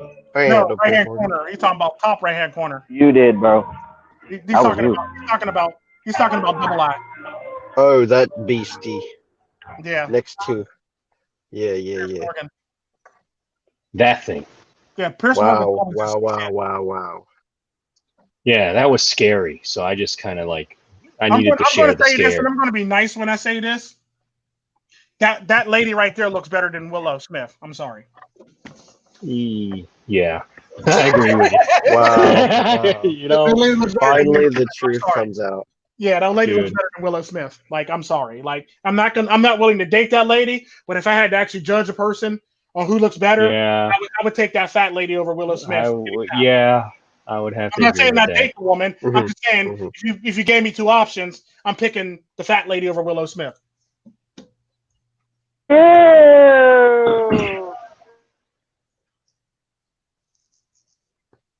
Do we get a report from the field yet, Psychesoap? I'm waiting to get an email from YouTube saying you were still embedded in the war zone. You cannot just say that. Come on, do it. Delete the video now. Come on. We're gonna. I can hear that. We're expecting an apology. You know, this kid's got a point. Tren red pill the next day. I get on. Fuck you. Fuck your face. And fuck your day. Why? That's it. We're banning his ass.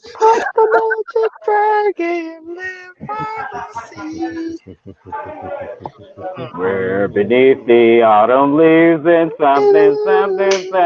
something else. I don't even know. Are we really? Really? We're back to this again?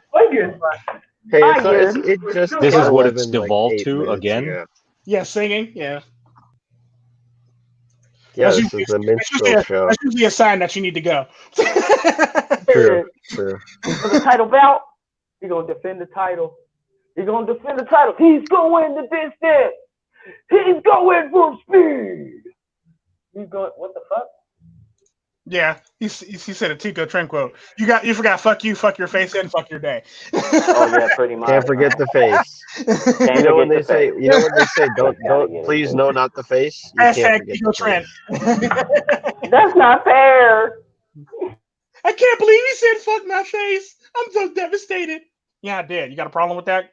I'm gonna blame my whole life on him. Okay. My whole 15 years. I'm gonna blame the 15 years I spent making bad decisions on him. Yeah, that face. Oh yeah, really? Did y'all hear about that? I did a live stream on that one earlier about a woman that blamed me for her whole entire life being fucked up. Well, yesterday night I did one, and a lady that blamed me for her whole entire life being fucked up. I know. It's called "Lady Who Hurt You," basically. I did a whole entire live stream on that, just to talk about being responsibility. The shit happened. You should do a title, a video titled "The Broken Yam." Oh, I have one for Yam because I'm going to do a response video for his one response video. Talk about I'm responding to Tico Tren. I got something for that ass. Yeah, I will tune in and listen, like to my detriment, obviously. Yeah, I'm seriously going to be sending. I'll like the video on my way in. It was his no fat video. It was like I got a response for that shit. I know I got one in these hundreds of videos somewhere. Dude, no fab is just hilarious. It's just a hilarious concept to me because it's like it's actually a real thing. It's actually a real thing. I mean, it does actually work depending on who you are. But the sad part about that is you got to always have an avenue or a channel to actually channel that pent up energy that you're not using for that reason for the most part. So you won't end up like doing something crazy or nutty, basically. So there's always got to be something to channel. Let it be working out at the gym. Let it be you working. Let it be you yelling at the corn stalks. Yeah, that too. Let it be anything, basically. You just gotta have that channel to basically channel energy that you're not using. That's me. And the sad part about that, it does work. It does help a man focus. Grow corn, grow. And you get better results if you do no fap than you would if you're not, for the most part. Are we on this again? No fap? Yeah, because he brought it up as being what my video is about, and I just made it in response to True Sherm because I thought True Sherm's video is hilarious. Okay. I mean, each person. But he said Tico Tren though, but I'm gonna let him slide on that one, despite the fact that he's actually responding to true Sherm. It's kind of like what No Sweetheart did this morning with a video. Tico Ren. Tico Ren. Tico Ren. I'm telling no, you're talking about Kendall Regan. You're not talking about Tico Tren. Okay. It's worldwide. It's worldwide. Let me give Yam my 2 cents on the NoFap. Do you want my 2 cents, Yammy? Not really. Yeah. We want 15. Hit him. 50 you want 15? All right, kidding. fine. No, I'll make it 15. 15 cents on that motherfucker? I'll give you your money's worth. Don't worry. 2 Canadian coins. Change on it. I got those in my bag right now. No, I actually just take gold coins. Thank you very much. I can give you. I don't recognize Canada. If you want one, Canada is not I don't recognized by me. recognize them. Literally out of my Yeah, vision. literally. Where'd they go? Where'd they go? Well, I don't know who they are. I do not recognize them. Whatever. So anyway, going back to NoFap. Recognize Canada because we have a We house. love Canada. Nor do I want to be put out of Canada because of shit that Double I said. So therefore, I recognize Canada and I have a home there in Fort Erie. So I love my home there in Fort Erie. So fuck Double I on that note. Back to you. Wait a minute. As a Canadian, you should be nicer to me. But moving on. Fuck you, eh? Yeah. I will send Permission. a droned moose after you next time you go to Canada. So you talk about Canada, eh? Have you ever seen me hook up a Raspberry Pi to a moose? Oh, good lord, this guy. A moose bit my All right, back Make it happen. stay on topic. Back to the NoFap. Back to NoFap. A moose Okay, bit my sister so- This once. is just enthralling. I imagine I don't have to go through. Yeah. I don't have to go through 1s, 2s, and 3s because we already understand what that is, right? For those of you who don't, real quick, Yeah. 1s, 2s, and 3s. 1s are the lower end of the social scale. No, 3 we is don't the high do end of that. this. All right. So moving on. Higher brain function can happen in any stage, right? But not everyone across that spectrum is capable of a higher brain function. Mhm. So in your baseline, if you've already set up meditation and yoga and stretches and that sort of thing to add to your baseline, then you should understand that by abstaining from doing so, you can actually attain certain stages faster.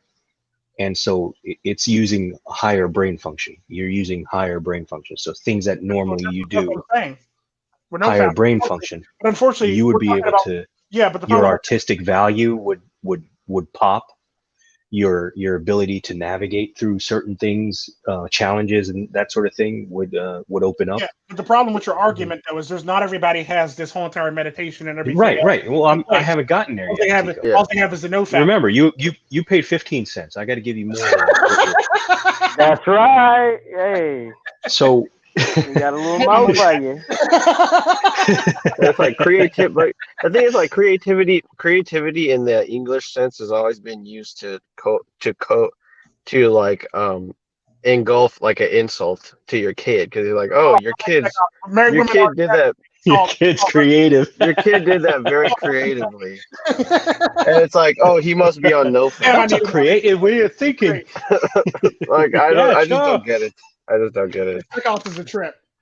So, when you abstain from doing it for long periods of time, you're gonna hit a glass ceiling at one point, right? So you're gonna think, okay, well, how long is long enough for me to be able to think faster and harder and better and everything like that? Well, if you have to ask, Yeah, I really you're probably not capable of doing it. Yeah.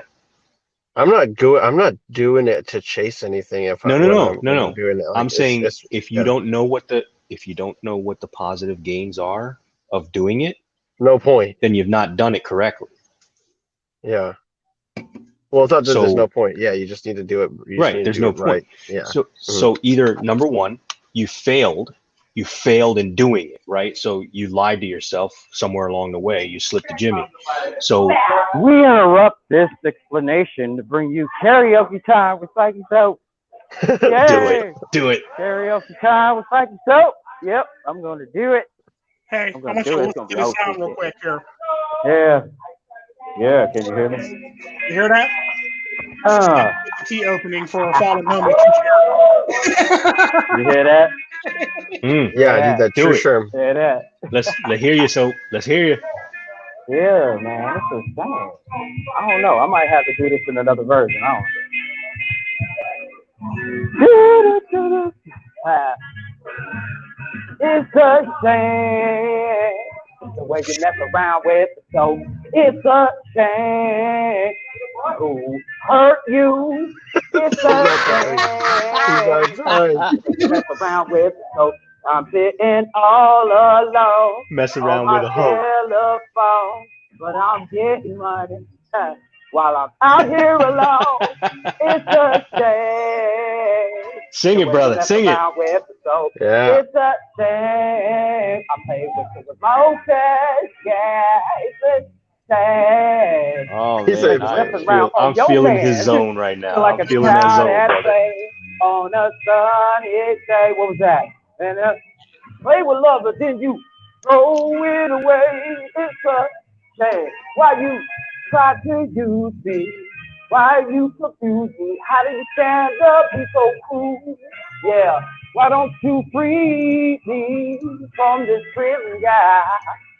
When I serve my time at your food, I took the red pill and now I'm cool. It's a shame. Oh, he just break the fourth wall. Just break the fourth wall. Some club goers. Don't do that. It's a shame. Oh my goodness. I think he's actually singing in front of the stage. No, yeah, he is.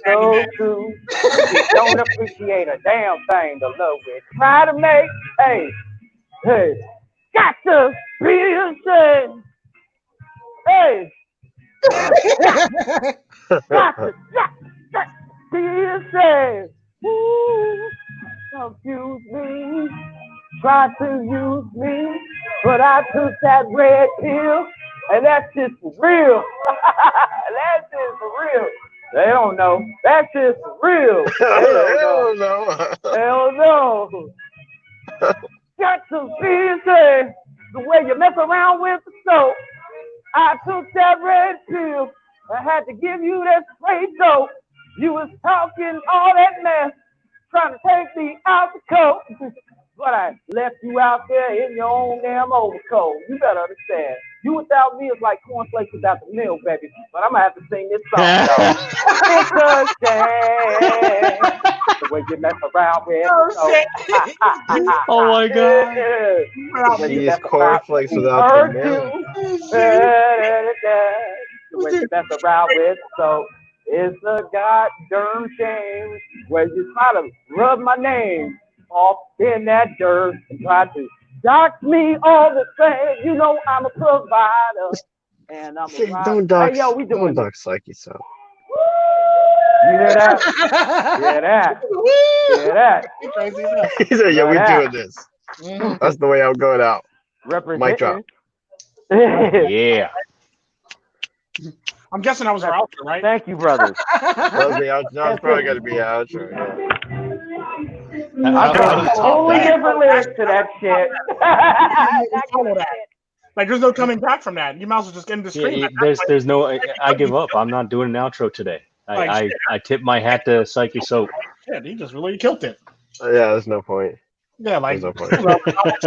You get killed the whole damn time. This is not an individualist. Life, man. Not an individualist, a pro-individualist stream. Let's just shut it down. We hate freedom of expression.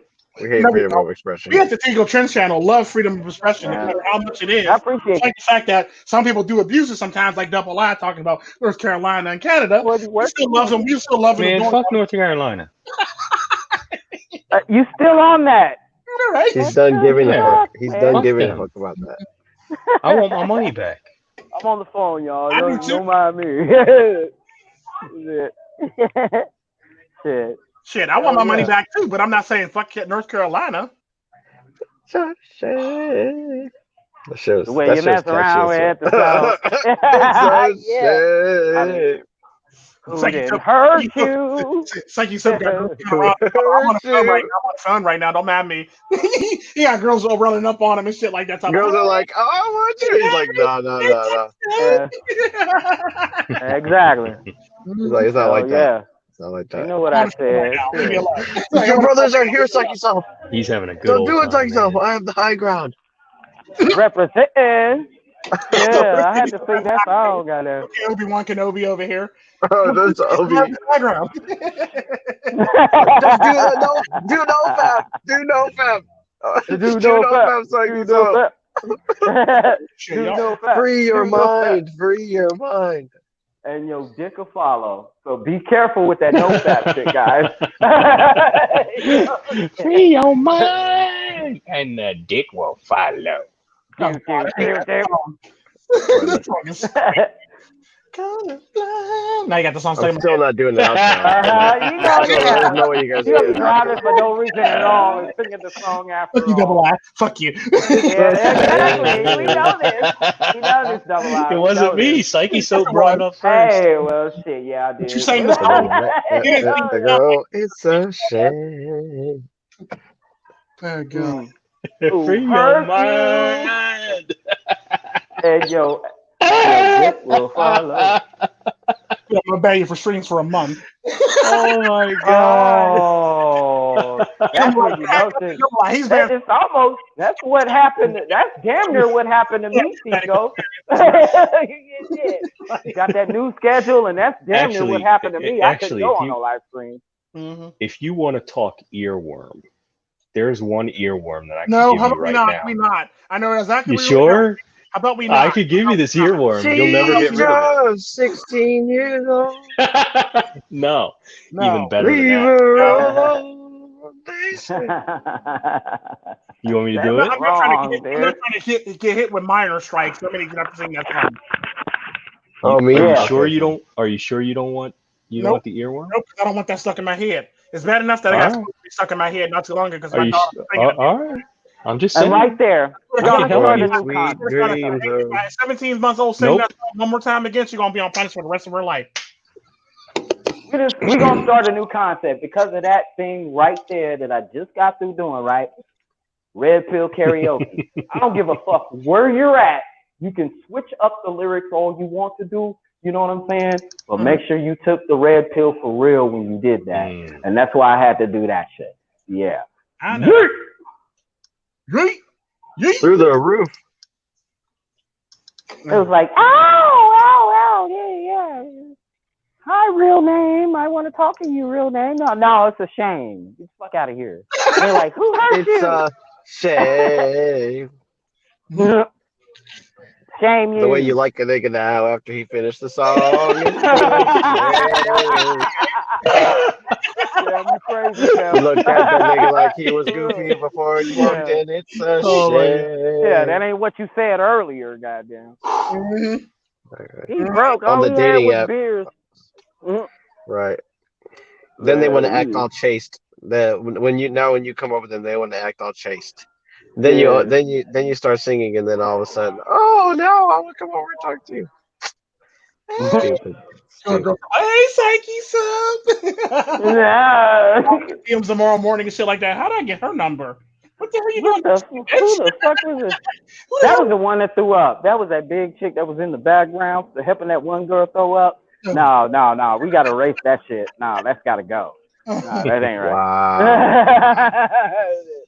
Crazy. Yeah, it's all there is to do is drink up in North Dakota. Absolutely. Hey, but there's nothing wrong with that. Nothing wrong with drinking. Pool full of liquor, then you dive in it. Right. Yeah. That's okay. I gotta. They have liquor parties like that where it's like just filled to the brim with liquor and shit like that. And if I lived in South Dakota, they'd be like, "Oh, it's just Jim Beam." By the way, my favorite. Yeah, exactly. That or JD. I forgot to add Kendrick JB Lamar and Lil Wayne to my favorite rappers. I just wanted to say that here. I ain't no great rapper. Hey, but you know what? I never liked that motherfucker, but he got it together. I mean, he had motherfucking Twitter in an uproar over some shit he said about, these black women, basically are just stragadaggles, man. You know what I'm saying? Not doing it right. I'll give him that. I still don't like his rap though. Yeah, it should just be his rap is very what is the word? Creative. It's very creative. Watered down. Watered the fuck down. That shit. Shit, from the time I wonder if Lil Wayne does know that. Lil Wayne probably doesn't know I think I heard my 17-month-old actually rap better bars than he did. I think you got a point there. I ain't even. Yeah, I'm not even gonna disagree with that. He said, and I think and I'm like, what the fuck are you talking about, little girl? He said, speaking of little girls, you'll stand under me if you don't understand me. On piano. That's what he actually said. Yeah, my little one, she was on the piano. Like had to have been a good 6 years old, right? And she was just fucking around with the piano, just playing shit. And she's like, my daddy is the best in the world. And I was like, you do not know music, girl, but I like this song. You know what I mean? Remember that video I sent y'all via private message or text message? The angry Hotep, hostile Hotep guy? What the fuck? Hostile Hotep. My daughter Talia was singing that song. She goes, I don't even like the white keys on the piano. I don't like doves. I don't like clouds. I was like, like none of this shit. But he puts it all together, don't he? Oh no. She's been radicalized. So that's not good. I don't even like the white keys. She's in there playing the piano. So I don't even like the white keys on the piano. What is the problem? I didn't even raise you like that. She went on like a. I'm like, no, Talia, no, Talia. Go to your room. Aww. Your room. No. Why would you do? Oh, not what I taught you. That's not why you seen that video. It was supposed to be funny. It wasn't supposed to be like that. No. Yep. Fucking. Like she's one. You know what, man? And that's one thing. Terrence Pop was right about that. I can always talk about my two oldest daughters and how they use their intelligence and their intellect and shit like that. Don't get me wrong. Talia does use her intellect, but Talia also uses like intimidation tactics sometimes too. So got it from her mama. Yeah. Like, no, I'm kidding. My face. You're trying to intimidate. Yo, what you guys are talking about with Japan, or Wind was talking about earlier today with Japan, is crazy. Like, they have residual trauma where it's like they used to commit seppuku, but now you have like the suicide forest. You have like herbivore men. You have like you have people cutting off their pinkies and like sending it into their boss and stuff. Well, that's just crazy anecdotes that Wynn brought up. But like, yeah, dude, it's crazy how they like, since their culture kind of disintegrated, like the old people when they would kill themselves, they wouldn't have that partner that would decapitate them, like in order to ease the pain. So it's like now the young people that I walk around, they don't even understand fully the symbol of seppuku anymore. Yeah. Like it's completely lost. Damn. Yo, Mondo. No, but yeah, it's sad. That's the way that things are. But then you gotta just be like, well, I'm not gonna participate in that. Like, I'm not gonna participate. It's basically what I was talking about when it comes to culture.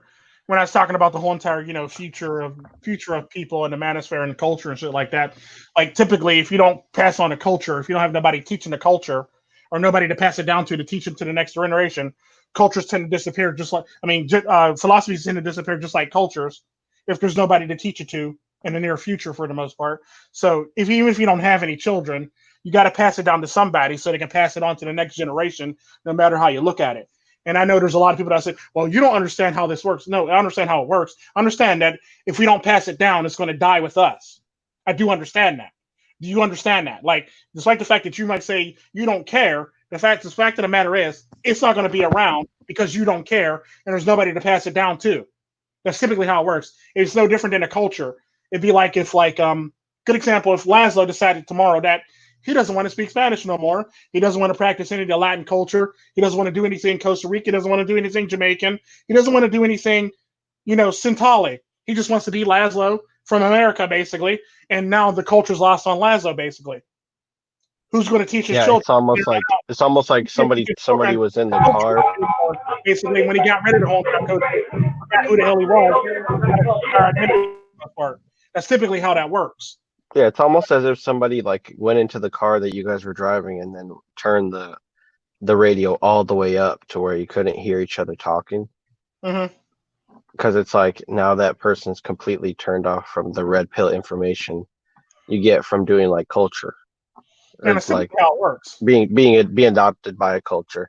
Like they do it kind of in Batman a little bit with like Bane and Ra's al Ghul and Batman himself too. Like they go through like a situation where they're taken under the wing, and it happens in like The Last Samurai too. All those movies kind of do that, and like you learn so much about like just cultures of people, the way that people treat each other when they come from a certain background, as opposed to like in America, as everybody just wants to be like, oh, I'm my own individual, unique person. And that's the problem where a lot of people run into in America. They lose their identity and they lose who they are as human beings for the most part, which really sucks. Because that's a part of your identity. Your past is always going to be a part of who you are. But if you forget about it, then you forget about the reality of yourself for the most part. So you should never forget about your past, where you come from, for the fact that you're now forgetting about the reality of yourself, which really sucks. And where the hell are you at, Yam? Why? You just not a Psychesoap. Never mind. That was Psychesoap, not you. That was Psychesoap. Sorry. I was looking at the. I was like, I'm in the club. I was just like, I'm in a club. It's like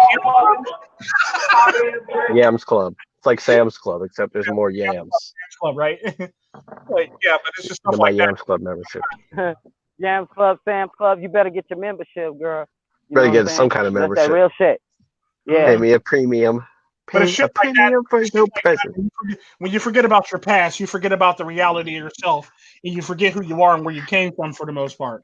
Trying to be your individual that you are for the most part, and you now you're walking around with no ideology, don't know who the fuck you are. It's basically like how you got all these people running around talking about Welsh, I'm German, I'm this, I'm that, I'm this, I'm that, I'm how basically, and they're limited to that shit. Yeah, like, dude, like, what the you fuck? Can't be all that shit.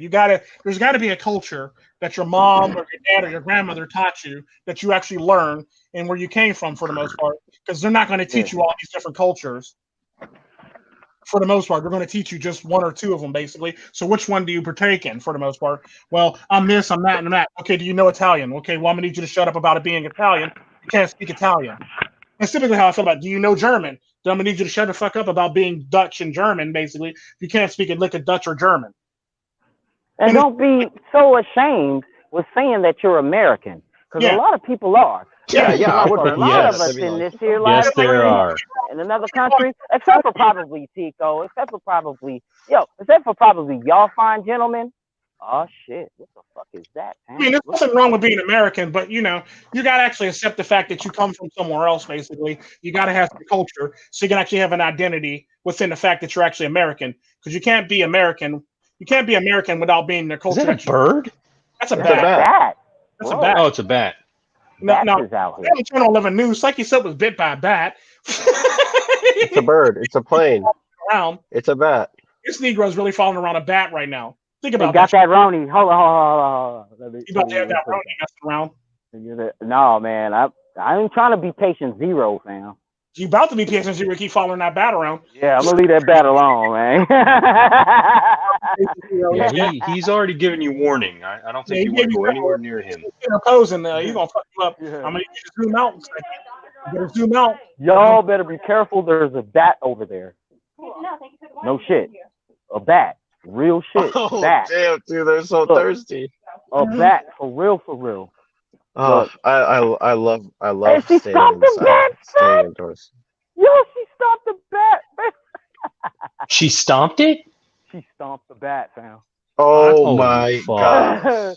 Yo, I do not want to be anywhere near your shoes. Run. Now I want you to take. I'm out. Psychesoap about that man. Think about that. Think about that, and you being in a relationship with a woman. She's gonna your hopes, your You're dreams. gonna stop your dreams, your bat. Yeah, You're gonna stop your bat. Stomp your hopes, your dreams. Save the fucking bat, man. Anything Hashtag save the bat. that's pretty much what's going to happen in Hashtag a relationship with save the bat. your Deploying aspirations, seg. Absolutely. money, Just stump. that. Stomp. Your marriage, stump. Your dreams. Your It- dreams, it's just, stump. yeah. Is Any my bat questions? dead? Yo, zoom in on that, Tico. Holy shit, she really did stomp it. Yes, she did. You're lucky it ain't a protected species because she'd be arrested right now. Damn. Look at Yo, that. we document a lot of wildlife on this channel. Like I got that snail cornucopia, like back during the True Sherm's live stream in my neighborhood. There's like I would like people on YouTube to realize that this was not stomped out by none of us. It was stomped out by a woman. no Absolutely. bats were harmed. in the Nobody on the making. This is right. or staff condones stomping out bats. We're totally I don't condone that shit either. Hell no. And a Man, woman that was stomped out. And we're On my basically channel. yeah. stomped out a bat, basically. So Yeah, anybody she stomped out a bat. Yeah, it's a And I'm- news story. By definition, This is it's a news. news story.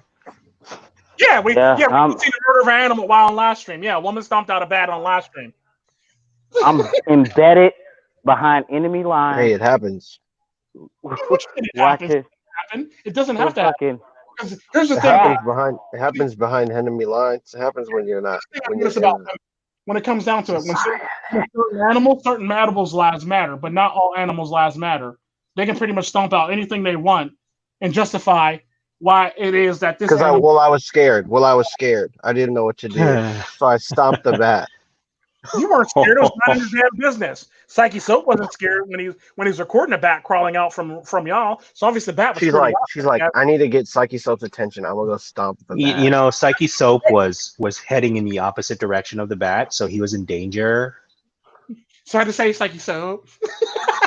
And you know, like Psychesoap. Psychesoaps, people like Psychesoap, they don't have the awareness to know that the bat was going to attack him potentially. So I had to intervene because Psychesoap. Black people don't understand that bats are dangerous and they can't find DMVs. They don't have ideas and they don't know where any of this stuff is. They're being oppressed by the government.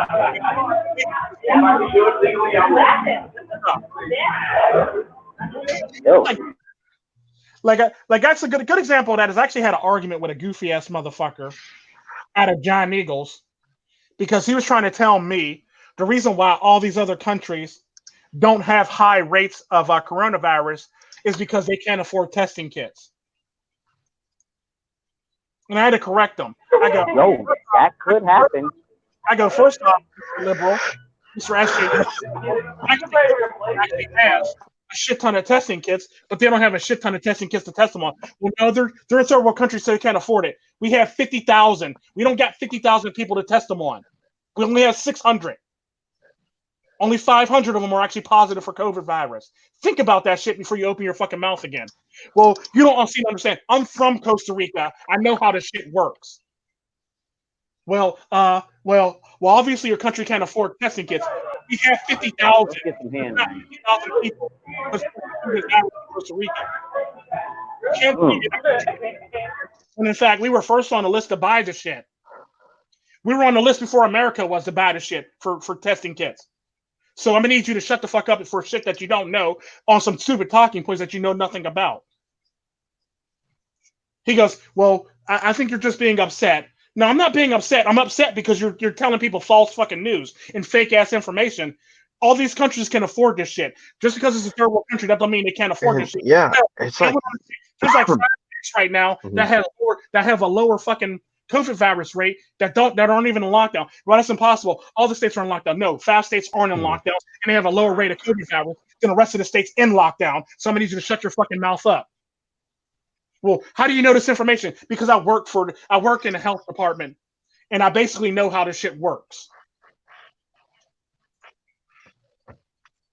Well, we have a lot of cases. We have a lot of stupid people here who do stupid shit and don't want to listen to people. That's why we have a lot of cases in America. We have a lot of dumb motherfuckers in America that do stupid shit, despite the fact that the government says don't do that stupid shit.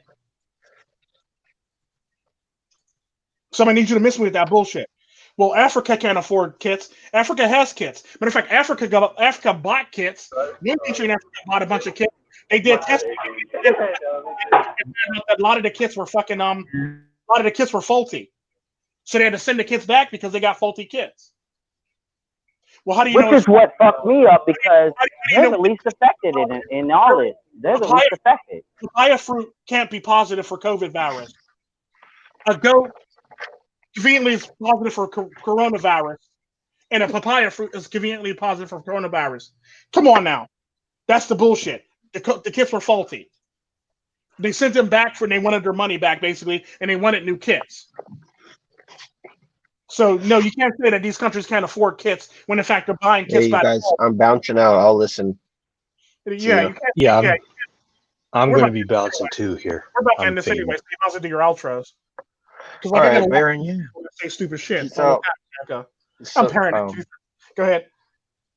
Psychesoap is the best singer ever.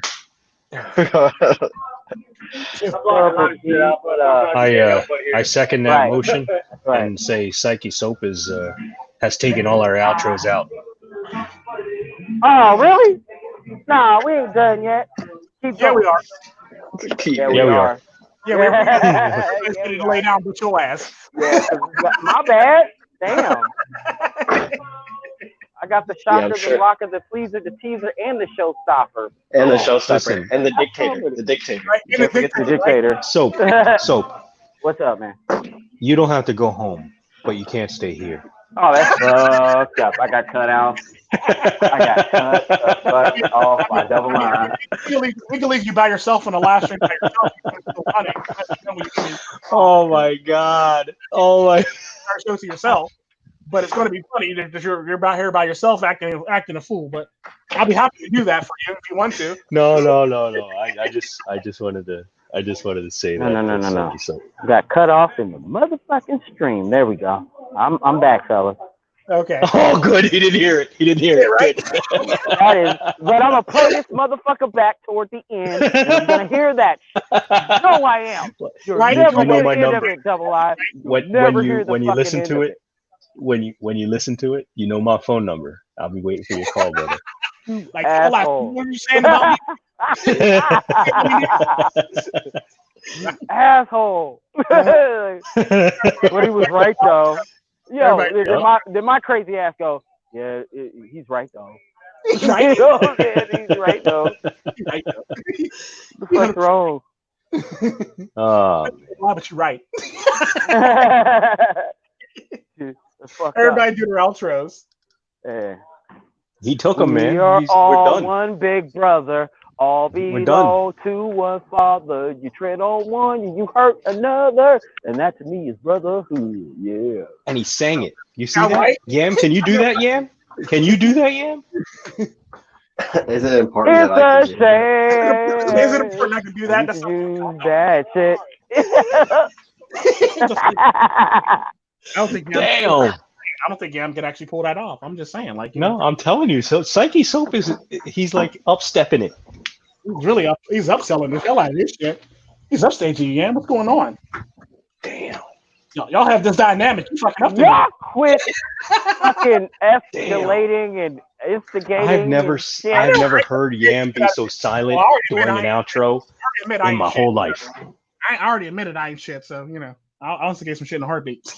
Yeah, I can't say. I ain't shit. I'll admit that in a heartbeat again. Where's the I ain't shit signature and initial? I'll put that. I'll co-sign that. Oh shit. I ain't shit. Yeah, especially this shit I'm gonna play back tomorrow. Honest, I ain't shit. You want to know the funny thing about that before we leave? Me and Psychesoap were in the MiGTOW and the Winds live stream, and a kid popped in. Oh yeah.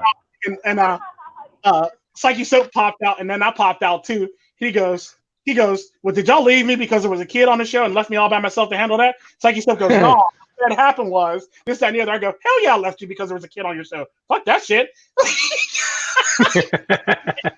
You know what? Since Tico's being honest, I'm gonna say, yeah, I actually left you for the same reason too, pimp. Oh, man. Poor funny. guy. He's like, Tico's being honest. That was wrong, man. That was wrong with me. I would have done the same That was thing. I my would have fault dipped. there. I would have dipped. Like, you damn right I did. You know this, man. He goes, right. Come on, Tico Trent. Yeah. I already admitted I ain't shit. Exit stage left. Exit stage right. Fuck yeah, man. No, wasn't having that. No. Pull the parachute cable. Eject. Right here was actually trying to intimidate a kid on the live stream. Yeah, I ain't got that to do that. Yes, on you, pimp. Yeah, man. It wasn't us. Wasn't us. Talking about some everybody's welcome. No pimp. I'm out. I'm out, right? Not my problem. Yeah, because my phone was cutting out and I got a phone call. I go, fuck that shit. I left you because I handled the bag by your damn self because I wasn't finna deal with no fucking kid because I ain't trying to get in trouble with you. It's like, that's wrong, Tico. I go, I'm just keeping it 100. Then Tanky says, since Tico's being honest, you know what? Fuck it. Yeah, I bet you. That's exactly what I said too. My ass damn way. I'm just gonna pull the hammer on Savage this slot soap machine. For real, it's like, you know what? Trent's being honest. I'm gonna admit and say, yeah, I basically did the same thing. You really are one sudsy soap. It's a shame. Look how sudsy Tren. It's a shame. Look at him suds. I'm gonna leave you by yourself if you're doing something that I don't deem morally necessary. You like a child at play, and I went my own way. I can actually okay that shit, but I don't know that kid from a can of paint. Shit. Hell no. What the fuck was that about, bro? Just gonna hop up in there like that. Like, no. Like, no. What is wrong with did y'all just leave me just because to leave me to handle this shit by myself because there was a kid on the show? Frankie said was no. I go, hell yeah, I did. I'll do it again. Yeah, you did say that. 10 more again. Yeah, I'll do it again. Yeah. That sounded like a person. And I was laughing while I did it. He goes, you ain't right. Shit, I'm Tico Tren. I never said I was right. Oh, you ain't right. Kind of makes you scream while I make them holler. Yeah, I have a problem. I have a problem about saying I'm right. Not too much. I don't care. All right, so I'm on my original path. I'm out of here, man. I got it. Good one. Do your outro, Double I. If you can muster up Thanks for listening. I will see you guys on the next one. Double I is out. I'm gonna try to bring table flip basically so we can do these more often. So I'm gonna try to bring these back at a regular time. I heart table flip. I love table flip. Yeah, I miss table flip. We gotta bring table flip back. So table flip will probably be between the hours of like 6 o'clock New York Standard Time to 11 o'clock New York Standard Time, basically. So it all depends on everybody's schedule for the most part. But I'm gonna try to bring it back every weekend, every Saturday from here on out. So it'll be between 6 o'clock New York time or fucking 11 o'clock New York time. So it'll be between those times. So feel free to tune in when you want. And you want to do your outro, Cam? Yes. Subscribe to Bear and Yam program. Please, just subscribe. We're trying to get them to 100 so we can make them do a keg stand. Nothing. Like, what the fuck? Nothing to me. Are you trying to? What was that drop? What was that drop? You know what I might do? Spirits. I might, like, if he reaches 500, I might have to take him to a strip joint. Yeah. We'll take him to a strip joint. We'll take him to Magic City on. I'm not going. There you go. Limit, man. We'll take him to Magic City on the Monday. They better have karaoke there. No, they better all right. have karaoke there. They got the finest and big booty bitches. Actually, they got a great karaoke bar over here in Santa Ana. A Monday meet and greet. As long as you guys are packing heat. Santa Ana, you're foul for that. All right. You're talking shit about me for talking crap about Latin people. I was trying to compliment NRA, all that shit rolled up into one. Damn. I'm just saying, man. Yeah. You go through there, you better be ready to squeeze. City on a Monday is the shit. The clown shoe is on it. Is it really? That's the first time I ever went to a strip club. It's a shit. It's really a shit on a Monday. They bring out the best and baddest bitches on Monday. On the worst day, that's yeah. Usually Mondays, that's like the slow day. Like that's like the busy day at Magic City. Everybody and their mom's at Magic City on a Monday. And they bring it all out on the track. Mm-hmm. They be having rappers at Magic City on Mondays. They be having like they be having the baddest strippers there on Mondays. Motherfucking rappers be throwing bands at people and shit, stacks and bands at bitches and shit like that on the stage. They literally take a band, rip the tape off, and strippers like that. And they got rappers. Yeah, like they got rappers and strippers there on Monday. Shit, you can catch packages. You can catch what's his name? Gorilla Zoe. You can catch Gorilla Zoe. You can catch what's his name? The pimps of Tennessee there.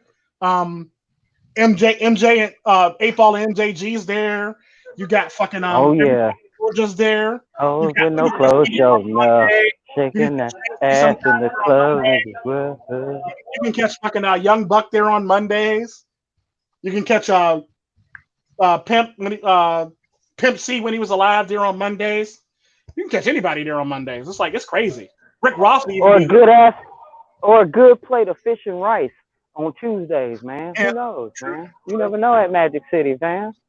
Shit. You never know. My first Magic City story is I'm just gonna be trash. Probably. It's gonna be absolutely gone. But yeah, all right. Other than that, just hope this. Yeah, we gotta get on with the get on, cause this shit went to 4 hours. Spec Ops been speaking, man, for a minute. Be strong. You said be strong. That's all you got? Really? That's what you're doing? That's it. Be strong, not like Yam. I gotta say to y'all guys is take care of yourself, and be good to yourself for the most part. Take care of yourselves and treat yourselves like you're pretty much, like I said in the last live stream, do yourselves like milk, do nothing but spoil yourself.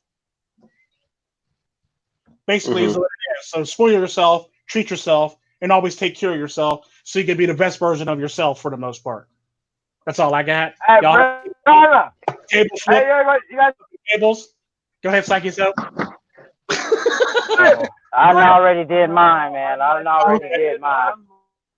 right. I thought you wanted to say something. All right, y'all be good. I'm enjoying doing table flips, and I'll bring them back to regular every Saturday. I'm out. Bye, niggas. Bye. Oh.